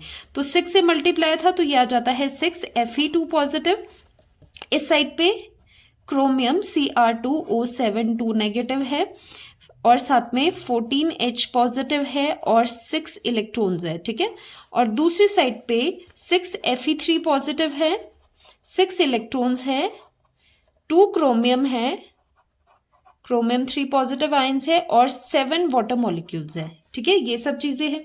अब आप क्या करोगे, यहाँ पर 6 इलेक्ट्रॉन्स एक दूसरे से कैंसिल आउट हो जाएंगे, और हमें ये एसिडिक मीडियम में पूछी है तो वैसे ही हम रहने देंगे। तो ये आपका जो इक्वेशन आती है बैलेंस्ड, वो है 6Fe2 पॉजिटिव है plus chromium Cr2O7 2 negative plus 14H positive आपके पास है, gives to 6Fe3 positive, and साथ में यहाँ पर क्रोमियम आपके पास कितना है, ट्वाइस है, क्रोमियम आइंस प्लस 7 वाटर। और इनकी हम स्टेट भी लिख लेंगे, जैसे यहाँ पर एक्वस दिया है तो Fe2 पॉजिटिव एक्वस मीडियम में होगे, ये वाला आयन भी एक्वस मीडियम में होगा, this one is also in aqueous medium, aqueous, ये भी एक्वस है एंड ये प्योर फॉर्म है, तो ये हो जाएगा यहाँ पर लिक्विड। तो ये आपकी फाइनल बैलेंस्ड रेडॉक्स रिएक्शन है in acidic medium, in acidic medium में ये हमने बैलेंस की है। और लास्टली आपको चेक करना है क्या ये बैलेंस हुई है या नहीं है। अब हम इसे क्रॉस चेक करेंगे, जैसे यहाँ पर आयरन है 6, दूसरी साइड भी है 6, क्रोमियम 2 है, क्रोमियम यहाँ पर भी 2 है, हाइड्रोजन 7 2 14, यहाँ पर भी 14 है, और ऑक्सीजन भी 7 है, तो ये बैलेंस होगी। एसिडिक मीडियम में है तो हमने यहाँ पर क्या करा, यहाँ पर देख रहे हैं H पॉजिटिव लास्ट में आ रहा है, यहाँ से भी कंफर्म होता है कि ये वाली रिएक्शन हमारी किसमें हुई है, एसिडिक मीडियम में हुई है। अब सपोज इसी को ही हमने बेसिक मीडियम में अगर पूछा होता, सेम क्वेश्चन को हम बेसिक मीडियम में करते हैं, अगर इसका पूछा होता कि बेसिक मीडियम में इसे आपको बैलेंस करना है, तो बेसिक मीडियम के लिए पहले तो आपको एसिडिक का आंसर निकालना पड़ेगा, ठीक है। फिर आफ्टर दैट क्या करना पड़ेगा, यहाँ पर 14H पॉजिटिव है ना, तो उतने ही number of OH negative ions आपको यहाँ पर ऐड करने हैं। तो यहाँ पर बेसिक मीडियम में हम क्या करेंगे, यहाँ पर ऐड कर लेंगे, इसे हम दोबारा लिख लेते हैं, चलो 6Fe2 positive plus Cr2O7 2 negative plus 14H positive. पहले ये पूरी रिएक्शन हम दोबारा लिखते हैं, chromium 3 positive and 7 water molecules. अब हमने क्या किया, यहाँ पर जितने H पॉजिटिव थे उतने ही OH नेगेटिव से दोनों साइड पे प्लस कर दिया, अगर ये बेसिक मीडियम में हमें बैलेंस करनी है। अब यहाँ पर मैंने कहा था आपको H positive, same number of H positive and OH negative ions क्या बनाते हैं, वाटर, क्योंकि वाटर को जब आप इस तरह से लिखते हो तो ये क्या है, H positive ion and OH negative ion से मिलकर के बना है, तो यहाँ पर इसे हम लिखते हैं 14 वाटर, तो ये आ जाता है 6Fe2 positive plus Cr2O7 2 negative, साथ में यहाँ पर 14 वाटर था, तो 14 वाटर था, दूसरी साइड भी वाटर है तो इसे भी साथ में ले आते हैं, 14 माइनस 7 एंड यहाँ पर वाटर आ जाएगा, तो ये 7 वाटर मॉलिक्यूल्स यहाँ पर आ जाएगी, ठीक है। Gives to 6Fe3 positive and twice of Cr3 positive, ठीक है। और लास्ट में यहाँ पर 14 OH नेगेटिव रहते हैं, तो ये वाली जो इक्वेशन आई है ये बैलेंस की है हमने किसमें, बेसिक मीडियम में, क्योंकि यहाँ पर क्या है, OH नेगेटिव की प्रेजेंस है, तो पता चल रहा है कि बेसिक मीडियम में हो रही है। यहाँ पर H पॉजिटिव लास्ट में आ रहा है तो पता चल रहा है कि ये किसमें है, एसिडिक मीडियम में है। तो एक ही क्वेश्चन से हमने दोनों चीजें कवर कर दी, एसिडिक मीडियम का भी और बेसिक मीडियम का भी। सेकेंड एग्जाम्पल करते हैं, ये वाला जो इक्वेशन है ये NCERT में भी गिवन है ये क्वेश्चन, तो इसको आपको बैलेंस करना है आयन इलेक्ट्रॉन मेथड से। देखो फॉस्फोरस एलिमेंटल स्टेट में है तो इसका ऑक्सीडेशन स्टेट 0 है, दूसरी साइड पे ये H पॉजिटिव होता है तो फॉस्फोरस -3 में है, दूसरा आप कैलकुलेट करोगे फॉस्फोरस +1 ऑक्सीडेशन स्टेट में आएगा, इजी है कर लेना, ठीक है। अब आपको पूछा है कि बेसिक मीडियम में आपको इसको बैलेंस करना है, तो पहले आप कैसे करोगे, जैसे आप एसिडिक मीडियम का करते हो ना, पहले वो आंसर निकालो, बेसिक उसमें हम बाद में ऐड करते हैं। तो ये जो इक्वेशन है आप देख पा रहे हो, ये एग्जाम्पल है डिसप्रपोर्शनेशन रिएक्शन का भी, क्योंकि एक ही स्पीशीज से आपका ऑक्सीडेशन हो रहा है और एक ही से रिडक्शन हो रहा है, तो यहाँ से यहाँ तक आपका क्या हो रहा है, ये आपका रिडक्शन हो रहा है, दिस इज रिडक्शन, क्योंकि 0 से -3 ऑक्सीडेशन नंबर डिक्रीज कर रहा है, और इस फॉस्फोरस तक ये क्या हो रहा है, ऑक्सीडेशन हो रहा है। तो दोनों हाफ रिएक्शन को, oxidation half reaction and reduction half को हम दोनों तरफ लिख लेंगे। तो फर्स्ट ये आपका ऑक्सीडेशन था, P4 से आप जा रहे थे PH3 तक, और दूसरा रिडक्शन में आपका है, रिडक्शन में है P4 से PH3 एंड आपका ऑक्सीडेशन में है H2 PO2 एंड नेगेटिव। ठीक है, तो ये आपका ऑक्सीडेशन की रिएक्शन होगी, ये आपकी रिडक्शन की होगी। तो रिडक्शन से स्टार्ट करते हैं। अब आपको क्या करना है, आपको बैलेंस करना है other than hydrogen and oxygen. Phosphorus 4 है, यहाँ पर 1 है, तो 4 से यहाँ पर मल्टीप्लाई कर देगी, ये बैलेंस हो गया। उसी तरह से यहाँ पर फॉस्फोरस 4 है और यहाँ पर 1 है, तो यहाँ पर भी आप 4 से मल्टीप्लाई कर लोगे। अब इसके बाद आपको क्या करना है, आपको ऑक्सीजन को बैलेंस करना होता है, लेकिन यहाँ पर ऑक्सीजन नहीं है, so we will balance here hydrogen. Hydrogen कितने हैं, 4 3 से 12 हाइड्रोजन इस तरफ है, तो हाइड्रोजन के लिए आप दूसरी तरफ क्या करोगे, उतने ही 12 H पॉजिटिव आप दूसरी तरफ ऐड कर दोगे। हाइड्रोजन बैलेंस हो गया यहाँ पर। अब आती है बात इलेक्ट्रॉन्स की, कि चार्ज यहाँ पर बैलेंस करना है। तो यहाँ पर टोटल कितना चार्ज है, +12 चार्ज है, क्योंकि ये पॉजिटिव कितने हैं, 12 टाइम्स है। दूसरी साइड क्या है, 0 चार्ज है, न्यूट्रल है, तो इस साइड को भी आपको न्यूट्रल बनाना है। पॉजिटिव चार्ज यहाँ पर 12 है नंबर में, तो नेगेटिव चार्ज भी आपको 12 चाहिए, इसीलिए इलेक्ट्रॉन्स को ऐड किया जाता है इस तरफ। 12 इलेक्ट्रॉन्स यहाँ पर ऐड हो गए। इलेक्ट्रॉन नेगेटिवली चार्ज होते हैं, इसलिए यहाँ का चार्ज 0 आ गया। ठीक है, तो यहाँ पर क्या रिएक्शन आपके पास बन रही है, P4 plus 12H positive plus 12 electrons gives to 4 times of PH3। ठीक है, दूसरी साइड भी देख लेते हैं। फॉस्फोरस बैलेंस है, उसके बाद ऑक्सीजन बैलेंस करेंगे। ऑक्सीजन कितना है, 4 2 ज़ा 8 ऑक्सीजन है, तो दूसरी तरफ हम क्या करते हैं, 8 वाटर मॉलिक्यूल्स लगा देते हैं। वाटर मॉलिक्यूल्स हो गए। अब आपको हाइड्रोजन बैलेंस करना है। हाइड्रोजन इस तरफ कितने हैं, 8 2 ज़ा 16 हाइड्रोजन यहाँ है, लेकिन हाइड्रोजन डायरेक्टली आपको उतने हाइड्रोजन नहीं लगाने, आपको देखना है दूसरी साइड कितने हाइड्रोजन है। तो इस तरफ 4 2 ज़ा 8 हाइड्रोजन इस तरफ है, 16 इस तरफ है। तो हम क्या करेंगे कि हाइड्रोजन्स को बैलेंस करने के लिए इस तरफ पे, सिंस यहाँ पर 8 है, तो 8H पॉजिटिव यहाँ पर ऐड कर देंगे, क्योंकि अब ये 16 हाइड्रोजन पूरे हो गए हैं। अब चार्ज की बात आती है, चार्ज आपको बैलेंस करना है। यहाँ पर चार्ज देखो कितना है, इस तरफ दोनों ही क्या है, न्यूट्रल चीजें हैं, न्यूट्रल स्पीशीज है, तो यहाँ पर टोटल चार्ज 0 है। इस तरफ चार्ज देखो कितना है, नेगेटिव चार्ज कितना है, 4 टाइम्स। ठीक है, और पॉजिटिव चार्ज कितना है, 8 टाइम्स है, तो ये क्या है, +4 चार्ज इस तरफ है, तो यहाँ पर 0 है, तो इसको न्यूट्रल बनाने के लिए 4 इलेक्ट्रॉन्स ऐड करने पड़ेंगे, तो यहाँ पर हम 4 इलेक्ट्रॉन्स को ऐड कर देते हैं। ठीक है, तो ये सब चीजें हैं, दोनों साइड सारी चीजें हो गई है। अब बात आती है इलेक्ट्रॉन्स को बैलेंस करने की। यहाँ पर 12 इलेक्ट्रॉन्स है, हमारा काम होता है कि दूसरी साइड भी सेम नंबर ऑफ इलेक्ट्रॉन्स बनाने हैं। तो यहाँ पर 4 है, तो पूरी इक्वेशन को हम मल्टीप्लाई कर देंगे विद 3, सो दैट 4 3 ज़ा 12, यहाँ पर 12 इलेक्ट्रॉन्स आए, तो यही फर्स्ट है, दिस इज सेकेंड।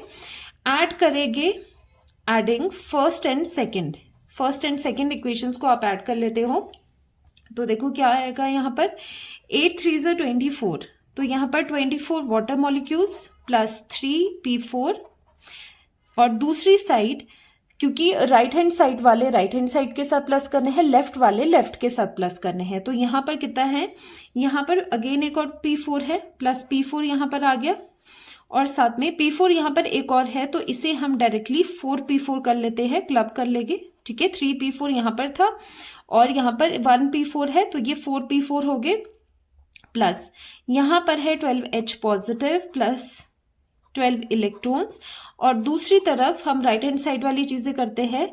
4 3 ज़ा 12, यहाँ पर 12H2PO2 नेगेटिव आ जाता है, और 8 3 ज़ा 24, तो 24H पॉजिटिव यहाँ पर आ जाएगा, प्लस इलेक्ट्रॉन्स कितने हैं, यहाँ पर 4 3 ज़ा 12, तो 12 इलेक्ट्रॉन्स यहाँ पर आ जाएगी, साथ ही में 4 PH3। सो इलेक्ट्रॉन्स यहाँ पर हमने कैंसिल आउट कर दिए, साथ में जो ये H पॉजिटिव था, ये दूसरी साइड जाके 24 माइनस 12 H पॉजिटिव यहाँ पर मिल गए हैं। थोड़ा हमने सिंप्लीफाई करके चीज़ों को यहाँ पर अभी लिखा है, तो यहाँ पर इक्वेशन बनती है 24 वाटर प्लस 4 टाइम्स P4 आपके पास आ रहा है, ये तो आपका कैंसिल ही हो गया यहाँ पर। ठीक है, क्योंकि यहाँ पर जो H पॉजिटिव था वो हमारे पास दूसरी साइड चला गया था, so this gives to 12 of H2PO2 negative, और साथ में 12H पॉजिटिव आपके पास है, प्लस 4 PH3 आपके पास है। सिंस इसे आपको बेसिक मीडियम में बैलेंस करने के लिए कहा गया है, तो आप क्या करोगे, दोनों साइड पे कितने OH नेगेटिव प्लस करोगे, जितने हाइड्रोजन है, H पॉजिटिव है, तो 12 OH नेगेटिव यहाँ ऐड करोगे, प्लस 12 OH नेगेटिव यहाँ पर प्लस करोगे, ये दोनों आपस में क्लब करके क्या बन जाएगा, कितने वाटर मॉलिक्यूल्स, 12 वाटर मॉलिक्यूल्स ये बन जाएंगे। अब ये वाटर मॉलिक्यूल्स अब दूसरी साइड पे भेजो, 24 माइनस 12 वाटर मॉलिक्यूल्स यहाँ पर बन गए, प्लस 4 टाइम्स ऑफ P4 आपके पास है, प्लस 12 आपके पास OH नेगेटिव है, 12 ही आपके पास H2PO2 नेगेटिव है, और साथ में ये तो हमने एडजस्ट कर दिया था यहाँ पर वाटर में, प्लस आपके पास यहाँ पर कितना है 4PH3 आपके पास ये था। ठीक है, तो अब क्या करोगे, थोड़ा सा सिंप्लीफाई करेंगे, बिकॉज यहाँ पर हम देख रहे हैं कि 1/4 अगर हम 4 से डिवाइड कर दे थोड़ी सी इक्वेशन सिंप्लीफाई हो जाएगी। 4 3 = 12 और ये हो जाएगा P4, ये हो जाएगा आपका 3 OH नेगेटिव और साथ में यहाँ पर 3H2PO2 नेगेटिव और यहाँ पर PH3। ठीक है, तो ये जो इक्वेशन है आपके पास ये बैलेंस्ड इक्वेशन है, किसमें, इन basic medium.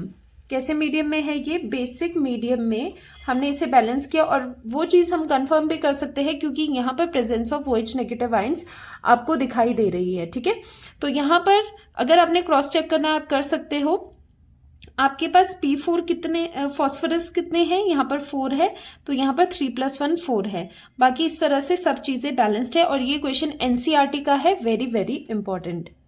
Second method of balancing redox reaction क्या रहता है, balancing by oxidation number method. ये थोड़ा सा शॉर्ट रहता है एज कम्पेयर टू जो हमने आयन इलेक्ट्रॉन मेथड किया है। तो इसमें स्टेप्स क्या रहते हैं, देखो सिर्फ और सिर्फ यहाँ पर थोड़ा सा चेंज है, थोड़ा सा डिफरेंस क्या है, उस मेथड में आप जो चार्ज है उसको सबसे लास्ट में बैलेंस करते हो, वो भी इलेक्ट्रॉन्स की हेल्प से, है ना। यहाँ पर क्या होता है, चार्ज को आप पहले ही बैलेंस करते हो, किससे, ऑक्सीडेशन के चेंज से। तो ये सब चीजें अभी रीड आउट करते हैं स्टेप्स, बाकी क्वेश्चन में आपको समझ आएगा। तो देखो एसिडिक है या फिर न्यूट्रल है, ये 7 स्टेप्स तो फॉलो करने ही करने हैं, इवन बेसिक मीडियम के लिए भी ये करने हैं। उसके बाद आपको पता है OH नेगेटिव हम दोनों साइड पे प्लस कर देते हैं। ठीक है, तो स्टेप 1 क्या है, identify elements undergoing oxidation reduction, जिनका हो रहा है वो देखो, और उन्हीं सबसे पहले उन एटम्स को या फिर एलिमेंट्स को बैलेंस करो जिनमें वो ऑक्सीडेशन रिडक्शन हो रहा है, मतलब जिनमें ऑक्सीडेशन स्टेट चेंज हो रही है, पहले उनको आपको बैलेंस करना है। अब क्या है, अब आपको चेंज निकालना है, चेंज इन ऑक्सीडेशन स्टेट। ठीक है, चेंज इन ऑक्सीडेशन स्टेट अगर आपको निकालना है तो उसको आपको क्रॉस मल्टीप्लाई करना पड़ेगा। ठीक है, कैसे क्रॉस मल्टीप्लिकेशन हो रही है क्वेश्चन में देखते हैं।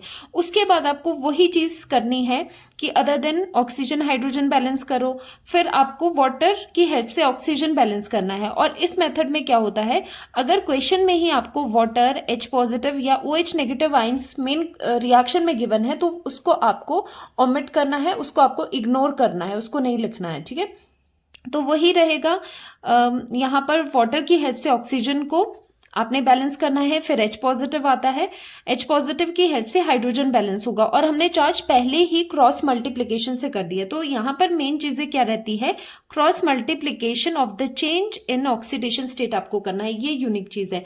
बेसिक मीडियम का सेम चीज रहेगी जैसे पिछले मेथड में भी किया था, जो एसिडिक मीडियम का आंसर आता है ना, जस्ट लास्ट स्टेप में उतने ही number of OH negative ions आपको दोनों तरफ ऐड करने हैं जितने H+ आयंस है, और उनको क्लब करके वाटर लिख लेना है। ठीक है, सो हम यहाँ पर क्वेश्चन करेंगे, उससे आपको समझ आएगा। फर्स्ट ऑफ ऑल हमें देखना है ऑक्सीडेशन स्टेट का चेंज का है, ऑक्सीडेशन रिडक्शन का है। तो यहाँ पर क्रोमियम की ऑक्सीडेशन स्टेट निकालेंगे 2x, और ये हो जाएगा 7 2 14 = -2, 2x = 12, x की वैल्यू आ जाती है +6। ऑक्सीडेशन स्टेट यहाँ पर कितना है क्रोमियम का, यहाँ पर है +6 ऑक्सीडेशन स्टेट। अब यहाँ पर सल्फर का कितना है, सल्फर का भी निकाल देते हैं, x और साथ में -6 = -2, तो x की वैल्यू हो जाती है +4। तो यहाँ पर आ गया ऑक्सीडेशन स्टेट सल्फर का +4। लास्ट में यहाँ पर कितना हो जाएगा, SO4 नेगेटिव का कैसे निकालेंगे, x - 4 2 8 = -2, तो x की वैल्यू होगी +6 यहाँ पर। तो +6 ऑक्सीडेशन स्टेट यहाँ पर है, क्रोमियम के ऊपर चार्ज +3 है तो इसका +3 आ जाता है। ठीक है, सभी की हमने ऑक्सीडेशन स्टेट्स निकाल दी। अब मेंशन करना है कहाँ ऑक्सीडेशन हो रही है और कहाँ रिडक्शन हो रही है। ऑक्सीडेशन पहले आप देखोगे ऑक्सीडेशन कहाँ हो रही है, +4 से +6 जा रहे हैं, ऑक्सीडेशन नंबर इंक्रीज कर रहा है, so this is oxidation sulphur का। अब रिडक्शन देखना है, रिडक्शन कहाँ से, इस क्रोमियम से इस क्रोमियम में क्या हो रहा है, +6 से +3 आप जा रहे हो, तो यहाँ पर क्या हो रहा है, यहाँ पर रिडक्शन हो रहा है। तो हमने फिगर आउट कर दिया कहाँ पर ऑक्सीडेशन हो रही है, कहाँ पर रिडक्शन हो रही है।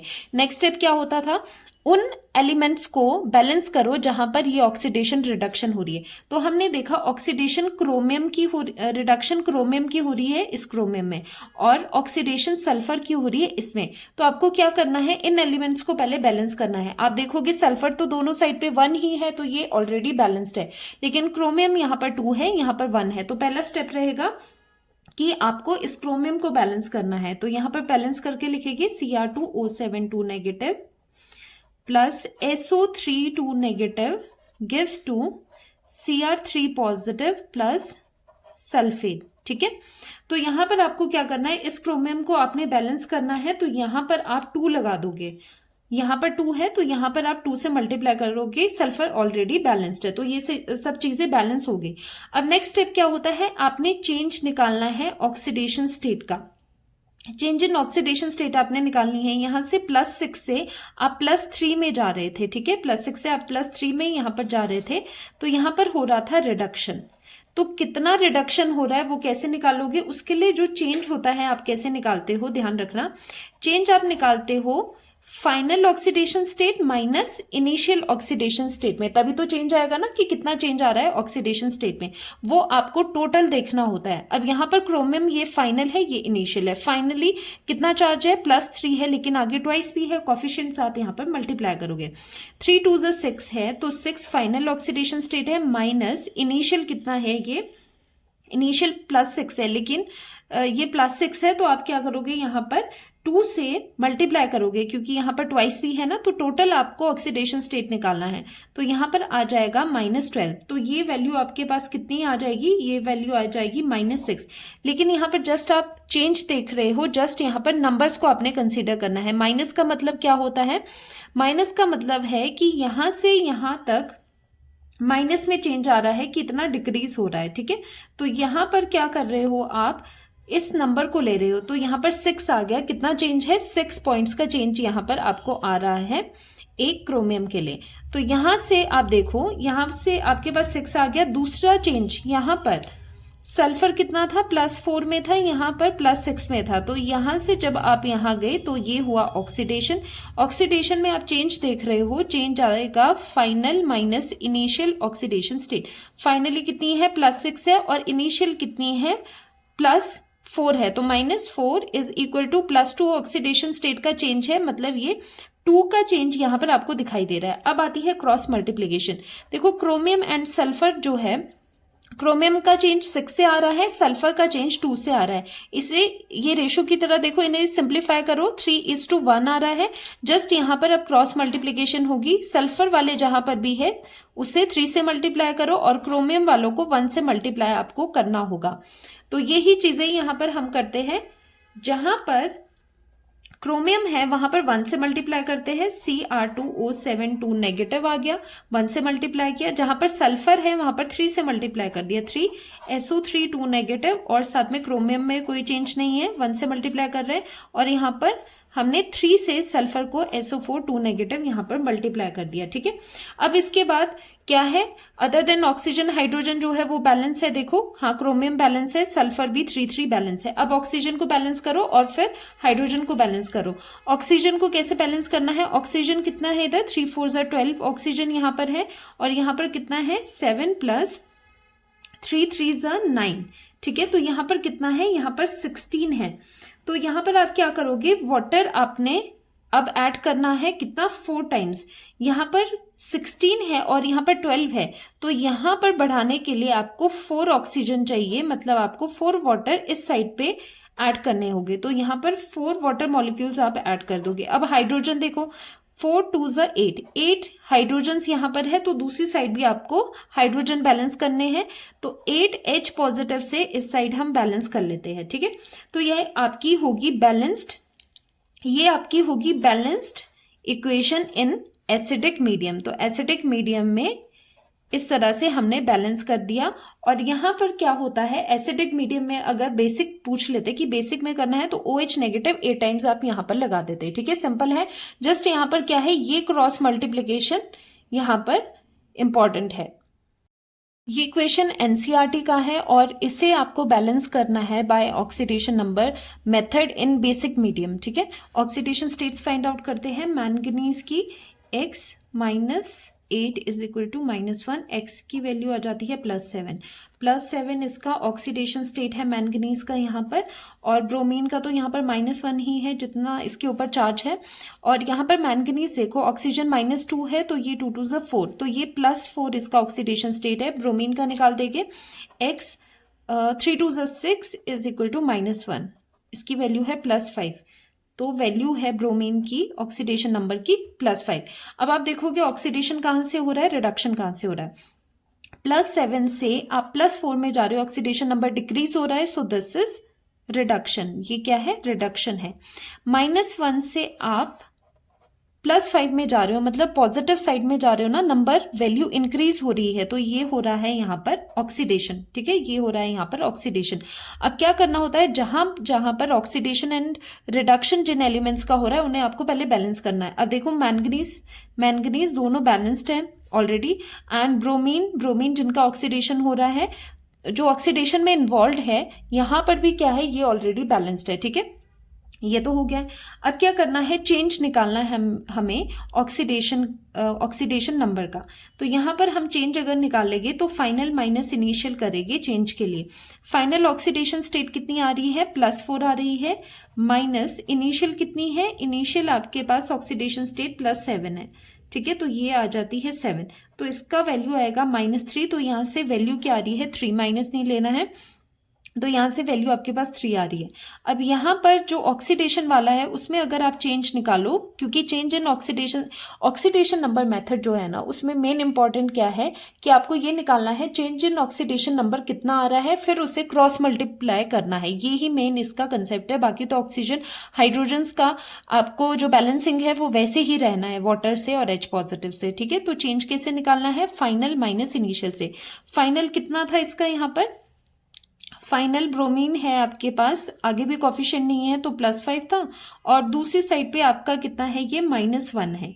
ठीक है, तो ये फाइनल माइनस इनिशियल है, फाइनल माइनस इनिशियल कितना है, -1, इसीलिए कह रही हूँ फाइनल माइनस इनिशियल करना, नहीं तो डायरेक्टली आपने 4 कर लेना था। ठीक है, तो फाइनल +5 माइनस अपना माइनस आ गया, फिर यहाँ पर ब्रोमीन का है इनिशियल -1, तो ये आ जाता है +6। तो यहाँ से नंबर आपके पास 6 आ रहा है।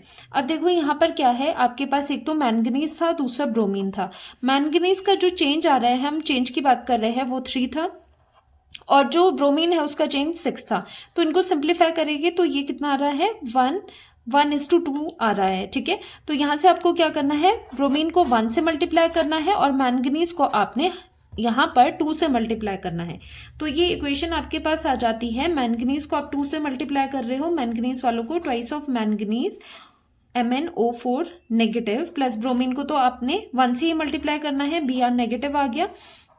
साथ में यहाँ पर हम ट्वाइस कर देंगे, ये भी मैंगनीज, जहां जहां आपको मैंगनीज दिख रहा है इसमें जहां चेंज आ रहा है मैंगनीज O2। ठीक है, यहां से यहां चेंज आया तो दोनों को हमने 2 से मल्टीप्लाई कर दिया, ब्रोमीन वाली टर्म को हमने 1 से मल्टीप्लाई किया, एज सच यहाँ पर आपके पास आ गया। ठीक है, अब आपने क्या करना है, देखो ये other than oxygen hydrogen balanced है, उसके बाद ही आप क्या करोगे, ऑक्सीजन को बैलेंस करोगे। ऑक्सीजन को कैसे बैलेंस करना है, यहाँ ऑक्सीजन का नंबर देखो, ये 3 हो गया, 3 + 2 2 4, तो यहाँ पर कितना है, 7 यहाँ पर ऑक्सीजन आपके पास है। दूसरी साइड पे अगर ऑक्सीजन देखोगे, 4 2 8 ऑक्सीजन इस तरफ पे है, तो यहाँ पर 7 है, यहाँ पर कमी है, तो एक वाटर मॉलिक्यूल हम यहाँ पर ऐड कर देते हैं, सो दैट ऑक्सीजन का नंबर भी 8 हो जाए। तो ये 8 बैलेंस हो गए ऑक्सीजन।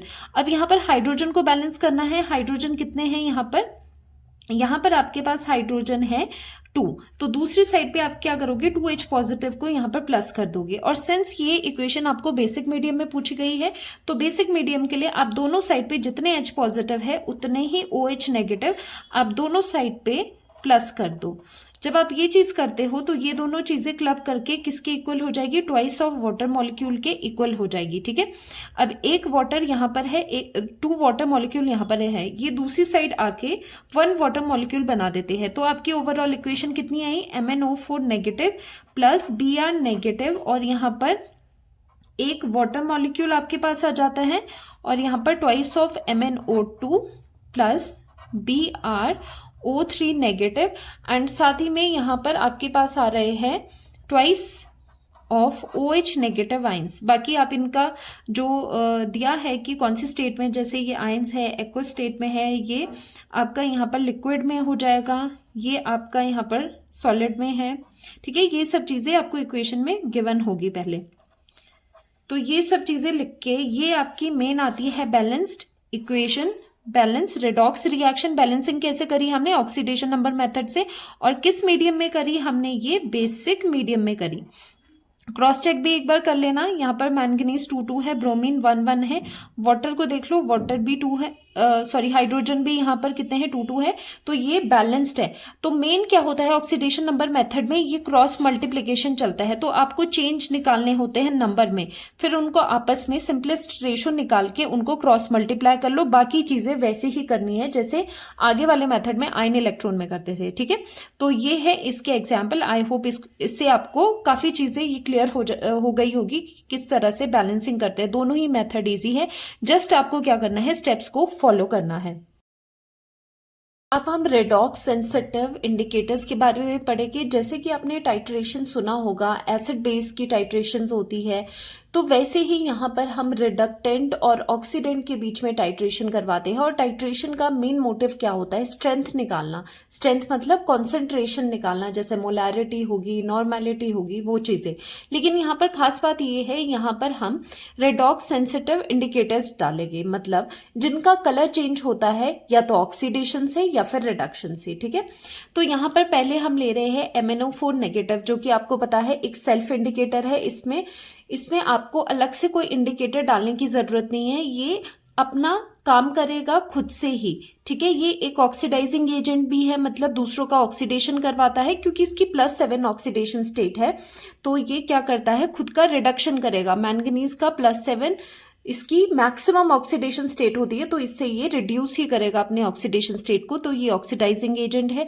और यहाँ पर हमने ब्यूरेट में लिया है MnO4 negative, dark violet colour का ये होता है। नीचे फ्लास्क में होगे Fe2 पॉजिटिव आयन, जैसे मोर सॉल्ट आप कर सकते हो, तो वो Fe2 पॉजिटिव यहाँ पर आयंस प्रेजेंट होंगे। जब ये टाइट्रेशन हम करेंगे तो दोनों के बीच में इस तरह से रिएक्शन होगी। अब ये जो MnO4 नेगेटिव है, ये एक ऑक्सीडाइजिंग एजेंट है, या ऑक्सीडेंट भी आप इसे कह सकते हो।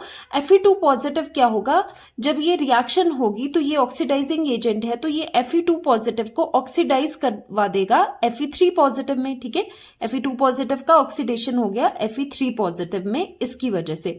तो ये रिएक्शन होगा जब ये एक ऐसे पॉइंट पे आएगा, जैसे हम एसिड बेस टाइट्रेशन में करते थे, न्यूट्रलाइजेशन होती थी वहां पर, जब पूरा का पूरा ऊपर से नीचे वाले के साथ क्या होता था, पूरा कंज्यूम हो जाती थी चीजें, तो उसके बाद न्यूट्रल हो जाता था सॉल्यूशन। उसी तरह से यहाँ पर जब MnO4 नेगेटिव जितना आपने ऊपर लिया है, ऊपर से ये नीचे ब्यूरेट से आएगा ड्रॉप वाइज, और नीचे ये जब तक पूरे Fe2 पॉजिटिव को Fe3 पॉजिटिव में कन्वर्ट करेगा, उसके बाद जब फर्दर इसकी ड्रॉप आएगी तो पूरे सॉल्यूशन को वो कैसा कर देगा, पिंक कलर का, स्लाइटली पिंक कलर का कर लेगा। वही एंड पॉइंट होगा, क्योंकि इससे पहले क्या हो गया होगा कि पूरा ये ऑक्सीडाइज करवा चुका होगा Fe2 पॉजिटिव को Fe3 पॉजिटिव में।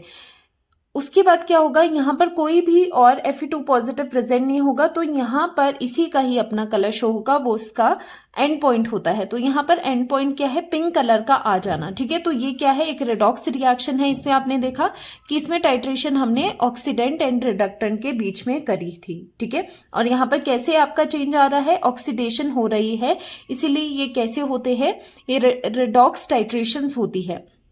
नेक्स्ट करेंगे डीपीए एक आपके पास इंडिकेटर है। ठीक है, तो इसके लिए हम टाइट्रेशन के लिए लेंगे Cr2O7 2 नेगेटिव आयन, जो कि एक ऑक्सीडाइजिंग एजेंट है, और नीचे Fe2 पॉजिटिव आयंस लेते हैं। तो ये ऑक्सीडाइजिंग एजेंट होते हैं, सेल्फ इंडिकेटर ये नहीं होते हैं, तो इसके लिए इंडिकेटर डालना पड़ता है DPA.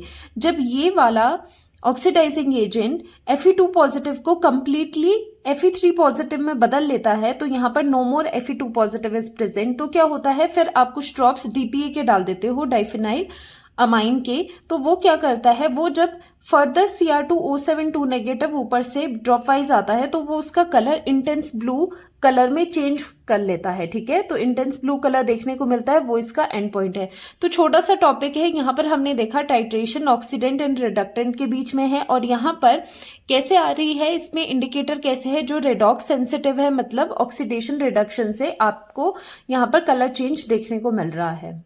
Redox reactions and electrode processes, वैसे तो ये क्लास 12 इलेक्ट्रोकेमिस्ट्री में पूरा डिटेल चैप्टर है। इलेक्ट्रोड जो भी इनका पोटेंशियल वगैरह होता है, सेल्स है, वहां पर पढ़ोगे। जस्ट यहाँ पर रेडॉक्स रिएक्शंस में यहाँ पर क्या इन्वॉल्व है, थोड़ा सा पार्ट हम यहाँ पर पढ़ने वाले हैं। ठीक है, तो इलेक्ट्रोड पोटेंशियल क्या होता है, इलेक्ट्रोड क्या होती है। देखो यहाँ पर जैसे अगर हम कॉपर की रॉड यहाँ पर लेते हैं और उसे डिप कर ले उसी के ही सॉल्यूशन में, जैसे कॉपर सल्फेट सॉल्यूशन में, तो यहाँ पर आप देख पा रहे हो कॉपर 0 स्टेट में है, ऑक्सीडेशन स्टेट में, और इसके चारों तरफ जो इसमें जिसमें इसने डिप करा है वो है +2 ऑक्सीडेशन स्टेट में। तो यहाँ पर अगर एक ही एलिमेंट के 2 ऑक्सीडेशन स्टेट्स आपस में कांटेक्ट में है तो उसे कहा जाता है इलेक्ट्रोड। तो ये एक इलेक्ट्रोड है जिसे हम कहते हैं कॉपर इलेक्ट्रोड। ठीक है, आई बात आपको समझे। तो यही इलेक्ट्रोड्स होते हैं और इनका कुछ पोटेंशियल होता है। अब इनका जो पोटेंशियल होता है, वैल्यू होती है E, कहेंगे उसे E0। नॉट का मतलब है स्टैंडर्ड कंडीशन में। स्टैंडर्ड कंडीशंस क्या होती है कि कॉन्सेंट्रेशन 1 मोलर होनी चाहिए और जो टेम्परेचर है वो स्टैंडर्ड 298 केल्विन पे मेंटेन रहना चाहिए। अगर प्रेशर गैस है तो उसका गैस का प्रेशर 1 atm होना चाहिए। तो ये स्टैंडर्ड कंडीशंस अगर होती है तभी ये नॉट वाली वैल्यू हम लगाते हैं। तो देखो कभी भी इलेक्ट्रोड का हम पोटेंशियल डायरेक्टली फाइंड नहीं कर सकते। हम क्या फाइंड करते हैं, इलेक्ट्रोड का पोटेंशियल डिफरेंस। पोटेंशियल डिफरेंस के लिए 2 चीजें आपके पास चाहिए होती है। जैसे यहाँ पर हमने ले लिया कोई भी इलेक्ट्रोड जिसका आपने E0 निकालना है। ठीक है, इलेक्ट्रोड पोटेंशियल आपको निकालना है, और ये जो इलेक्ट्रोड पोटेंशियल है इनकी पहले से ही ये फाइंड आउट करके एक चार्ट दिया होता है, क्वेश्चन में आपको ये गिवन होगा। लेकिन समझो ये कैसे आ रहा है, यहाँ पर वोल्ट मीटर लगा दिया। एक होता है शी क्या होता है, स्टैंडर्ड हाइड्रोजन इलेक्ट्रोड। अभी मैंने क्या बताया कि कॉपर डिप हुआ है कॉपर सल्फेट सॉल्यूशन में, ये तो मेटल की बात हुई। लेकिन हाइड्रोजन इलेक्ट्रोड कैसे आप बनाओगे, हाइड्रोजन इलेक्ट्रोड का क्या मतलब है, हाइड्रोजन गैस का आपने इलेक्ट्रोड बनाना है। तो उसमें क्या करना है आपको, जस्ट आपको यहाँ से हाइड्रोजन गैस इनलेट करवानी है और साथ में सो दैट इंटरफेस मिले। यहाँ पर कौन सा सॉल्यूशन है, 1 मोलर HCl सॉल्यूशन है, क्योंकि हमने टेम्परेचर 298 केल्विन रखा है, स्टैंडर्ड कंडीशन सारी रख रहे हैं। इसका 1 atm प्रेशर रख लेना गैस का, तो स्टैंडर्ड कंडीशंस पे ये बात हो रही है, तो इसे कहते हैं स्टैंडर्ड हाइड्रोजन इलेक्ट्रोड। ठीक है, और यहाँ पर जो ये इंटरफेस के लिए चीज है, ये क्या है, ये एक प्लैटिनम की रॉड है। ठीक है, प्लैटिनम का ये एक आपने पीस लगाया हुआ है, सो दैट ये नॉन रिएक्टिव होता है प्लैटिनम, तो ये हाइड्रोजन का रिएक्शन विद HCl करवाएगा। अब यहाँ पर देखो हाइड्रोजन का ये 0 ऑक्सीडेशन स्टेट है, यहाँ पर +1 में है। तो एक एलिमेंट का 2 ऑक्सीडेशन स्टेट्स आपस में कनेक्टेड है, तो इसे हम क्या कहेंगे, ये भी एक तरह का इलेक्ट्रोड है। तो जो भी ये शी होता है ये एज ए रेफरेंस काम करता है। किसी भी एलिमेंट का आपने E0 निकालना है, उसका पोटेंशियल निकालना है, तो कैसे करेंगे, उसे पेयर अप हम कर लेते हैं स्टैंडर्ड हाइड्रोजन इलेक्ट्रोड से। तो ये एज ए रेफरेंस क्यों काम करता है, क्योंकि इसका जो अपना इलेक्ट्रोड पोटेंशियल होता है वो 0 होता है। तो चाहे इसे आप एनोड की तरह यूज करो या कैथोड की तरह आप कर सकते हो। तो यहाँ पर जब आप इसे इसके साथ पेयर अप करोगे तो यहाँ पर जो रीडिंग आएगी वो क्या होगी, क्योंकि इसकी वैल्यू तो 0 है, तो वो वैल्यू क्या होगी, डायरेक्टली इस इलेक्ट्रोड का पोटेंशियल यहाँ पर आपको रीडिंग में दिखाई देगा, क्योंकि जिसके साथ आपने इसे पेयर अप किया है वो तो 0 है। ठीक है, तो इतनी सी यहाँ पर बेसिक चीजें हैं। अब पोटेंशियल की हम बात करते हैं, तो जो पोटेंशियल होता है वो 2 तरह का होता है। मतलब जो ये E0 की वैल्यू होती है ना, ये 2 तरह की होती है। एक होता है रिडक्शन पोटेंशियल और दूसरा होता है ऑक्सीडेशन पोटेंशियल। ठीक है, तो उसे E0 रिडक्शन भी लिखते हैं और इसे हम E0 ऑक्सीडेशन करके भी लिखते हैं। तो 2 तरह से E0 को लिखा जाता है, लेकिन मोस्ट ऑफ द केसेस में, मोस्ट ऑफ द प्रैक्टिसेस में रिडक्शन पोटेंशियल ही हमारा काम आता है। तो वहां पर अगर लिखा है कि E0 यहाँ पर कॉपर 2 पॉजिटिव से कॉपर, ऐसी अगर रिप्रेजेंटेशन क्वेश्चन में आपके पास है तो आप समझ जाओगे ऑक्सीडेशन स्टेट 2 पॉजिटिव से 0 में जा रही है, मतलब ऑक्सीडेशन नंबर कम हो रहा है। तो ये क्या गिवन है, ये आपके पास एक रिडक्शन पोटेंशियल गिवन है। और इन दोनों में क्या रिलेशन होता है कि ई नॉट जो रिडक्शन का है is equal to negative of E naught of oxidation. कभी क्वेश्चन में अगर आपके पास ऑक्सीडेशन पोटेंशियल में भी अगर क्वेश्चन दे तो उसे आप दोबारा रिडक्शन पोटेंशियल में आराम से ला सकते हो, ठीक है। तो ये पोटेंशियल क्या होता है कि जब वो रिडक्शन कर रहा है, जब इलेक्ट्रोड पे रिडक्शन हो रही है तो उस टाइम पे उसका पोटेंशियल क्या है, ठीक है। जिसका रिडक्शन पोटेंशियल ज्यादा होता है वो रिडक्शन करवाना चाहेगा, और जिसका ऑक्सीडेशन पोटेंशियल ज्यादा है वो ऑक्सीडेशन करवाना चाहेगा, ठीक है। तो यही सब यहाँ पर चीजें हैं। एक बार ये भी देख लो कि स्टैंडर्ड हाइड्रोजन इलेक्ट्रोड शी होता है, इस तरह से ये कॉपर वायर लगी है, प्लैटिनम इंटरफेस प्रोवाइड कर रहा है। 1 मोलर HCl यहाँ आपके पास है, यहाँ से हाइड्रोजन गैस जा रही है, ठीक है। तो यहाँ पर टेम्परेचर भी आपके पास 298 केल्विन रखा है। सो ये सारी स्टैंडर्ड कंडीशंस है, इसीलिए यहाँ पर हम नोट करते हैं। तो इसकी वैल्यू 0 वोल्ट होती है। शी से कहते हैं, ये एनोड कैथोड दोनों तरह से हम यूज कर सकते हैं। इसी की हेल्प से किसी भी एलिमेंट का ई नॉट निकाला जाता है, और वो उसका पूरा चार्ट बना होता है, वो डायरेक्टली आपको क्वेश्चन में दिया होगा, आपको लर्न नहीं करनी ई नॉट की वैल्यूज, ओके। सो यहाँ पर स्टैंडर्ड इलेक्ट्रोड पोटेंशियल वही है कि अगर कॉन्सेंट्रेशन आपकी 1 मोलर है, गैस का प्रेशर 1 atm है, टेम्परेचर आपने मेंटेन करके रखा है 298 केल्विन, तो ये स्टैंडर्ड कंडीशंस कहलाई जाती है, ठीक है। अब क्या होता है, to measure E naught of any electrode, किसी भी इलेक्ट्रोड का ई नॉट फाइंड आउट करना है, मैंने आपको बताया है शी के साथ, SHE as a reference electrode आपने वहां पर यूज करना है, क्योंकि उसका जो पोटेंशियल होता है वो 0 वोल्ट होता है। और इनका आपस में रिलेशन आपको पता है, स्टैंडर्ड रिडक्शन पोटेंशियल और ऑक्सीडेशन पोटेंशियल में जस्ट नेगेटिव साइन लगाओगे तो वो वाली वैल्यू आपके पास मिल जाएगी। अब यहाँ पर देखो, यहाँ पर क्या गिवन है, ई नॉट, ये वाली जो वैल्यू है आपको रिकग्नाइज करना आना चाहिए। 2 पॉजिटिव से आप 0 में जा रहे हो, ऑक्सीडेशन नंबर डिक्रीज हो रहा है, so this is clearly reduction. तो ये कौन सा पोटेंशियल है आपके पास, ये रिडक्शन पोटेंशियल है। अगर मैं कहूं आपसे कि इसका आप ऑक्सीडेशन पोटेंशियल निकालो तो आप कैसे निकालोगे, जस्ट आप यहाँ पर नेगेटिव साइन लगा दोगे, ठीक है। तो ये है oxidation potential and reduction potential. So हम यहाँ पर इलेक्ट्रोकेमिकल सीरीज भी एक बार देख लेते हैं, हालांकि ये क्लास 12 में ही आपको ये चीजें बताते हैं। तो यहाँ पर क्या होता है, जैसे हमने एक्टिविटी सीरीज करी थी ना पहले भी, तो वहां पर मैंने आपको बताया था डाउन द सीरीज जब आप जा रहे हो तो रिडक्शन पोटेंशियल इंक्रीज हो रहा है, ठीक है। तो यहाँ पर इस चार्ट में जो भी इलेक्ट्रोड रिएक्शन है, इसमें क्या है, गेन ऑफ इलेक्ट्रॉन हो रहा है। तो ये सारी रिएक्शंस क्या है, रिडक्शन की फॉर्म में दी गई है। तो इनका जो पोटेंशियल भी है ये क्या है, रिडक्शन पोटेंशियल, ये सारे दिए है, ये आपको लर्न नहीं करने हैं, जस्ट आपको एक अंडरस्टैंडिंग के लिए यहाँ पर बताया जा रहा है। अब देखो यहाँ पर जैसे फ्लोरीन को आप देख लो, फ्लोरीन का जो रिडक्शन पोटेंशियल की वैल्यू है दैट इज हाईएस्ट, सबसे हाईएस्ट है। तो रिडक्शन पोटेंशियल जिसका ज्यादा होगा, एक बात आप बिल्कुल ध्यान में रखो, जिसका रिडक्शन पोटेंशियल ज्यादा होगा उसकी रिडक्शन होगी, ठीक है। और जिसका रिडक्शन पोटेंशियल कम होगा उसकी रिडक्शन नहीं होगी, तो क्या होगा उसका, वो ऑक्सीडेशन करवाना प्रेफर करेगा। तो इसीलिए हम रिडक्शन पोटेंशियल में ही हर चीज देखते हैं। ऑक्सीडेशन पोटेंशियल है तो नेगेटिव साइन लगा के पहले रिडक्शन पोटेंशियल में बदल लो। So this is very very important, इससे आपके काफी क्वेश्चन सॉल्व होते हैं। सो यहाँ पर हमने देखा इसका रिडक्शन पोटेंशियल सबसे ज्यादा है, मतलब ये रिडक्शन करवाना चाहेगा, रिडक्शन ये इजीली कर देगा। और जो रिडक्शन, जिनकी अपनी रिडक्शन होती है वो कैसे होते हैं, वो ऑक्सीडाइजिंग एजेंट होते हैं। और ये रिडक्शन भी स्ट्रांगली कर रहे हैं तो ऑक्सीडाइजिंग एजेंट भी ये स्ट्रॉन्गेस्ट होता है, फ्लोरीन, ये तो आपको लर्न होना चाहिए। और एक्सट्रीम में देख लेते हैं लिथियम, लिथियम की वैल्यू सबसे नेगेटिव में है, सबसे लोएस्ट है, तो इसका रिडक्शन पोटेंशियल सबसे कम है, तो रिडक्शन तो बिल्कुल भी नहीं करवाएगा, तो क्या करवाएगा, ऑक्सीडेशन करना चाहेगा। तो ऑक्सीडेशन इसकी इजीली हो जाएगी, खुद की इसकी ऑक्सीडेशन इजीली हो रही है, तो ये एक रिड्यूसिंग एजेंट है। कैसा रिड्यूसिंग एजेंट, स्ट्रॉन्गेस्ट, क्योंकि इसकी इजीली ऑक्सीडेशन हो रही है, ठीक है। ये सब चीजें हैं।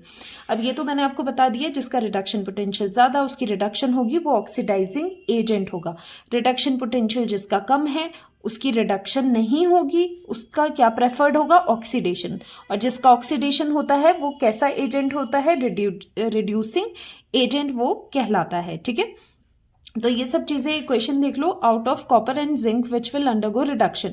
अगर ये दोनों आपके पास वैल्यूज गिवन है तो इससे आप बताओ कि किसका रिडक्शन होगा। तो हम क्या करते हैं, हम पहले देखते हैं कि ये वैल्यूज कैसे गिवन है।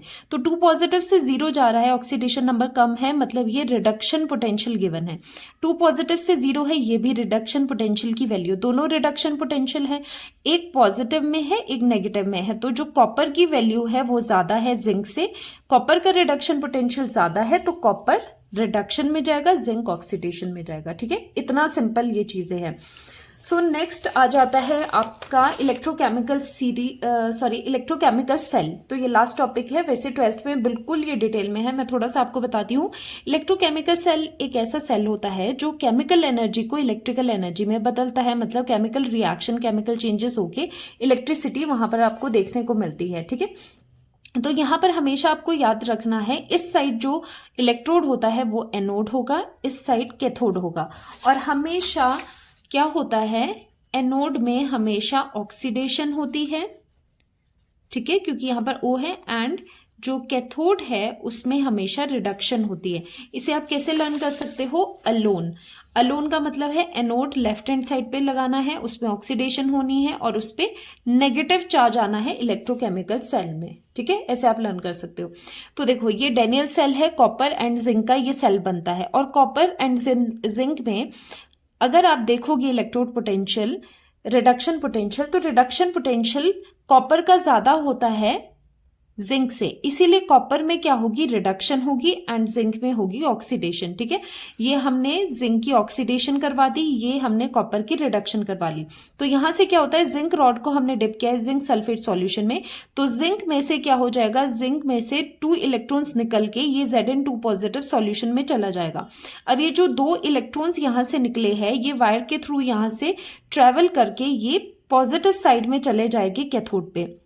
अब जो यहाँ पर कॉपर सल्फेट सॉल्यूशन है यहाँ पर, उसमें से जो ये कॉपर 2 पॉजिटिव आयन है, ये इन 2 इलेक्ट्रॉन्स को गेन करके कॉपर सॉलिड बना देंगे, जो कि इस तरह से आपके कॉपर रॉड के ऊपर डिपॉजिट हो जाएगी। तो यहाँ पर एक थिक हमें यहाँ पर क्वांटिटी मिलेगी, ओवर द टाइम कॉपर यहाँ पर डिपॉजिट होता रहेगा। तो ये रिएक्शन चल रही है। अब आपने देखा यहाँ पर इलेक्ट्रॉन का फ्लो तो है, क्या यहाँ पर डिफ्लेक्शन शो होगी, क्या यहाँ पर हमें कुछ रीडिंग मिलेगी, बिल्कुल भी नहीं, क्योंकि सर्किट क्लोज नहीं है।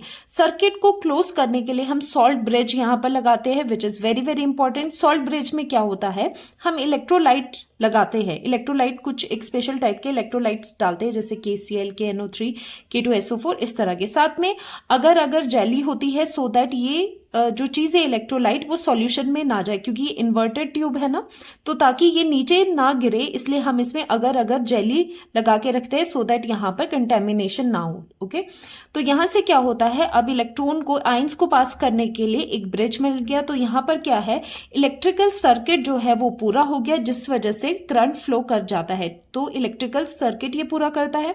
और दूसरी बात, इलेक्ट्रिकल न्यूट्रलिटी मेंटेन करता है। उसका मतलब क्या होता है, पहले ये जिंक सल्फेट था ना यहाँ पर, तो ये न्यूट्रल था, ये कॉपर सल्फेट था, तो ये सॉल्यूशन न्यूट्रल था। अब यहाँ पर जब ऑक्सीडेशन हुई तो Zn2 पॉजिटिव आयंस बढ़ गए यहाँ पर आपके सॉल्यूशन में। तो क्या हुआ, यहाँ पर Zn2 पॉजिटिव बढ़ गए, तो पॉजिटिव चार्ज बढ़ रहा है। तो यहाँ पर जो आपने इलेक्ट्रोलाइट लिया है, लाइक इसको देख लेते हैं, यहाँ पर K पॉजिटिव है एंड सल्फेट 2 नेगेटिव है। ठीक है, तो ये जो सल्फेट आयंस है वो ट्रेवल करेगी इस साइड पे, सो दैट ये इसके चार्ज को बैलेंस कर पाए, इसको न्यूट्रलाइज कर पाए। वहीं यहाँ पर क्या होगा, यहाँ पर कॉपर 2 पॉजिटिव आयन कंज्यूम हो जाएगी, तो जो सॉल्यूशन है उसमें नेगेटिव चार्ज बढ़ जाएगा। तो नेगेटिव चार्ज को न्यूट्रलाइज करने के लिए यहाँ से K पॉजिटिव आयंस यहाँ आ जाएगी। तो जो सॉल्ट ब्रिज होता है उसके 2 काम होते हैं। पहला तो इलेक्ट्रिकल सर्किट को कंप्लीट करना by allowing the movement of ions from one solution to other without mixing the 2 solutions. ठीक है, इसका आपको ये क्वेश्चन पूछ सकते हैं कि सॉल्ट ब्रिज का क्या सिग्निफिकेंस है। पहला, to complete the electrical circuit, और दूसरा to maintain the electrical neutrality. तो इलेक्ट्रिकल न्यूट्रलिटी को भी ये मेंटेन करके रखता है। इस तरह से पॉजिटिव चार्ज बढ़ रहा था तो सल्फेट आयन भेज दिए, यहाँ पर नेगेटिव चार्ज बढ़ रहा था तो K पॉजिटिव आयन यहाँ पर आके वहां पर उसने इलेक्ट्रिकल न्यूट्रलिटी को मेंटेन किया। ठीक है, तो इतना ही आपको यहाँ पर करना है। लास्ट में आ जाता है किसी भी रिएक्शन की फिजिबिलिटी, चेक करना। तो कोई भी रिएक्शन फिजिबल है या नहीं है उसका एक क्राइटेरिया होता है। उसका क्राइटेरिया क्या है कि आपको ई नॉट सेल की वैल्यू निकालनी है, और वो ई नॉट सेल की वैल्यू अगर पॉजिटिव है तो ये क्लियर है दैट रिएक्शन इज फिजिबल। ठीक है, वो पॉसिबल है, वो रिएक्शन हो सकती है। अब ये ई नॉट सेल आप कैसे निकालते हो? ई नॉट सेल निकालने का एक फॉर्मूला है। आपको क्या करना है, E not cathode minus E not anode आपको करना है। ठीक है, और यहाँ पर एक चीज का आप ध्यान रखेंगे, जो भी ये ई नॉट की वैल्यूज है ये क्या है, ये सभी रिडक्शन पोटेंशियल में है। किसमें है? रिडक्शन पोटेंशियल में ये वैल्यूज आप पुट करोगे। क्या होता है ना, डिफरेंट डिफरेंट बुक्स में अलग अलग फॉर्म्स में ई नॉट सेल निकाले हैं। तो यहाँ वहां पर क्या होता है, एक ऑक्सीडेशन पोटेंशियल ले रहे हैं, दूसरे का रिडक्शन ले रहे हैं, इसीलिए वहां पर साइन चेंज आपको देखने को मिलते हैं। यहाँ पर प्लस भी हो सकता है अगर वो ऑक्सीडेशन पोटेंशियल ले रहे हैं। लेकिन हमने पूरा का पूरा काम रिडक्शन पोटेंशियल पे ही करना है। चीजों को हमने सिंपल रखना है, कॉम्प्लिकेटेड नहीं करना है। ठीक है, तो हमने रिडक्शन पोटेंशियल में ही बात करनी है। ऑक्सीडेशन पोटेंशियल गिवन है तो माइनस साइन लगा के, साइन चेंज करके उसका रिडक्शन पोटेंशियल बना लो। अब आपको पता है कि जो कैथोड होता है उसमें हमेशा होती है रिडक्शन। तो कैथोड कैसे पहचानोगे किसी रिएक्शन में? जहां पर रिडक्शन होती है उसे एज कैथोड मानो, और जहां पर आपके पास ऑक्सीडेशन होती है वो क्या होता है? एनोड होता है। ठीक है, इतनी बात आपको ध्यान रखनी है। अब क्वेश्चन करवाती हूं, उससे ज्यादा क्लियर हो जाएगा। तो आपको इस तरह से पूछ सकते हैं कि ये reaction between Fe3 positive and I negative, is this reaction feasible और नॉट, और साथ में ये वाला डेटा आपको गिवन है। तो रिडक्शन पोटेंशियल्स की वैल्यू आपको लर्न नहीं करनी है, वो गिवन होगी आपको। तो यहाँ पर फिजिबिलिटी का क्वेश्चन आ गया है, क्या ये रिएक्शन फिजिबल है इन दोनों के बीच में या नहीं। पहले हम इसकी पॉसिबल रिएक्शन लिख लेंगे कि अगर इनके बीच में रिएक्शन फिजिबल है, अगर ये चीज फिजिबल है तो इनका रिएक्शन क्या होगी, Fe3 positive reacts with iodide, और यहाँ पर वैसे भी 2 पॉजिटिव दिया है तो 3 पॉजिटिव लोअर में Fe2 पॉजिटिव में जाएगा और ये आयोडीन में बदल जाएगा। ठीक है, अब आपको क्या करना है, यहाँ पर ऑक्सीडेशन एंड रिडक्शन देखना है। तो 3 पॉजिटिव से आप 2 पॉजिटिव में जा रहे हो, तो यहाँ पर क्या हो रहा है, यहाँ पर रिडक्शन हो रहा है। तो रिडक्शन किसका हो रहा है, Fe का हो रहा है। और यहाँ से -1 से आप 0 में जा रहे हो। -1 से 0 में जाना मतलब आप पॉजिटिव की साइड जा रहे हो ना। मतलब अगर ये नंबर लाइन है, 0 यहाँ पर है, -1 इधर है, +1 इधर है, तो आप यहाँ टुवर्ड्स पॉजिटिव मूव कर रहे हो। तो इसका मतलब क्या होता है, नेगेटिव से 0 जा रहे हो तो ऑक्सीडेशन नंबर इंक्रीज ही हो रहा है। तो यहाँ पर ऑक्सीडेशन नंबर इंक्रीज हो रहा है तो ये ऑक्सीडेशन है। तो यहाँ से हमें क्या समझ आया कि यहाँ पर कैथोड कौन सा होगा जिसकी रिडक्शन है, मतलब आयरन यहाँ पर कैथोड की तरह एक्ट करेगा, और जो आयोडाइड है वो यहाँ पर एनोड की तरह एक्ट करेगा। सो ई नॉट सेल का जो आपका ई नॉट सेल कैसे निकलता है, ई नॉट सेल निकलता है E not cathode minus E not anode, ऐसे निकलता है। अब यहाँ पर कैथोड कौन सा है, कैथोड है आयरन वाला, और आयोडीन वाला कौन सा है, एनोड है। तो इनकी वैल्यूज डालनी है, लेकिन वैल्यूज किस में डलेगी, रिडक्शन पोटेंशियल में डलेगी। तो अब आपको चेक करना है जो डेटा आपको गिवन है क्या वो रिडक्शन पोटेंशियल है या फिर ऑक्सीडेशन पोटेंशियल है। देखो यहाँ पर आयरन 3 पॉजिटिव से 2 पॉजिटिव दिया है, और साथ में इसके अगेंस्ट जो वैल्यू है 0.77 वोल्ट। तो मतलब ये जो वैल्यू है वो एक रिडक्शन को शो कर रहा है, तो ये एक रिडक्शन पोटेंशियल है। दूसरा 0 से -1 में आप जा रहे हो, आप नेगेटिव साइड में जा रहे हो, आप ऑक्सीडेशन नंबर को डिक्रीज कर रहे हो, तो ये भी क्या है, ये वैल्यू एक रिडक्शन पोटेंशियल है। तो आप डायरेक्टली इन वैल्यूज को यहां पर डाल सकते हो, क्योंकि ये फॉर्मूला किसका होता है, रिडक्शन पोटेंशियल की वैल्यूज का। ऑक्सीडेशन पोटेंशियल में मान लो ये चीज ऑक्सीडेशन पोटेंशियल दी होती, क्या करते, सिर्फ नेगेटिव साइन यहां पर लगा देते। ठीक है, यहां पर जब हमने वैल्यूज पुट करी, आयरन की वैल्यू है रिडक्शन पोटेंशियल की 0.77 माइनस एनोड में आयोडाइड है तो यहाँ पर 0.54 आ जाएगा। ठीक है, तो ये वैल्यू आपकी आती है प्लस में 0.23 वोल्ट। तो ये आप देख पा रहे हो कि ई नॉट सेल जो है उसका वैल्यू आपके पास एक पॉजिटिव नंबर आ रहा है, पॉजिटिव वैल्यू आ रही है। तो यस, जो आपकी ये रिएक्शन होगी वो फिजिबल होगी। ठीक है, इस तरह से आप क्वेश्चन सॉल्व करोगे। फिजिबिलिटी के क्राइटेरिया क्या है कि E naught cell must be positive. वैसे ही ये वाला क्वेश्चन देखो, ये दोनों ही जो क्वेश्चन है ना वो एनसीईआरटी में है आपके, ये दोनों एनसीईआरटी से लिए गए हैं। तो ये आपके पास डेटा दिया है, रिएक्शन सिल्वर और Fe3 पॉजिटिव की करवानी है। तो सिल्वर अगर रिएक्ट करेगा Fe3 पॉजिटिव के साथ तो क्या होगा, Fe3 पॉजिटिव का Fe2 पॉजिटिव और Ag का Ag पॉजिटिव हो जाएगा। अब यहाँ पर ऑक्सीडेशन कहाँ पर है, 0 से +1 जा रहा है तो ये क्या है, ऑक्सीडेशन है। और यहाँ पर +3 से आप +2 में जा रहे हो तो ये रिडक्शन है। जहाँ ऑक्सीडेशन होती है वो क्या होता है, वो एनोड होता है, और जहां पर रिडक्शन होती है वो क्या होता है, कैथोड होता है। तो जस्ट यहां से हमने एनोड एंड कैथोड को देखना है। अब इनका ई नॉट सेल आप कैसे निकालोगे, E not cathode minus E not anode. Cathode क्या था आपके पास, कैथोड आपके पास आयरन वाला है, कैथोड कौन सा है आपके पास, आयरन वाली वैल्यू है, और साथ में एनोड कौन सी है, सिल्वर वाली वैल्यू। अब इनकी वैल्यूज देखेंगे, क्या ये वैल्यूज रिडक्शन पोटेंशियल में है, +1 से 0 जा रहा है, रिडक्शन है, रिडक्शन पोटेंशियल है। +3 से +2 जा रहा है, डिक्रीज इन ऑक्सीडेशन नंबर, तो रिडक्शन है, तो ये वैल्यू रिडक्शन पोटेंशियल की है। सो यहाँ पर कैथोड में आयरन की वैल्यू आ जाएगी 0.77 माइनस सिल्वर की वैल्यू है 0.80, तो ये वैल्यू आपके पास आ जाती है 0.3 और ये आ जाता है नेगेटिव में। ठीक है, तो यहाँ पर आप देख रहे हो जो ई नॉट सेल आपके पास अब निकला है उसकी वैल्यू नेगेटिव में आ रही है। तो नेगेटिव में वैल्यू है तो ये हमारे लिए, हमारे क्राइटेरिया पे ये सही नहीं बैठ रहा है, क्योंकि ई नॉट सेल की वैल्यू नेगेटिव है। तो हम लिखेंगे this reaction is not possible या नॉट फिजिबल। ठीक है, क्योंकि फिजिबिलिटी का क्राइटेरिया क्या है, ई नॉट सेल की वैल्यू पॉजिटिव होनी चाहिए। ठीक है, तो ये क्वेश्चन भी यहां से आ सकता है। तो इसके साथ हमारा पूरा ये 1 शॉर्ट लेक्चर कंप्लीट होता है रेडॉक्स रिएक्शंस का। और इसमें जो इंपॉर्टेंट क्वेश्चंस थे मैंने काफ़ी करवाने की कोशिश भी करी है। एक बार खुद से भी ये क्वेश्चन आप सॉल्व कर देना, खास करके जो बैलेंसिंग वाला पार्ट है, बैलेंसिंग के क्वेश्चन ज़रूर आप करना। ठीक है, तो यहाँ पर हमारा लेक्चर कंप्लीट होता है। आई होप ये पूरा चैप्टर इस 1 शॉट में आपको बहुत ईजी लग रहा होगा रिविजन के लिए भी। तो बिल्कुल अपने जो रिव्यूज़ है, जो भी आपको इस 1 शॉट को देखकर आपने सीखा है, तो अपने एक्सपीरियंस आप कमेंट सेक्शन में छोड़ सकते हो। ठीक है, तो मिलते हैं नेक्स्ट 1 शॉट में, नेक्स्ट लेक्चर में। तब तक के लिए टेक केयर।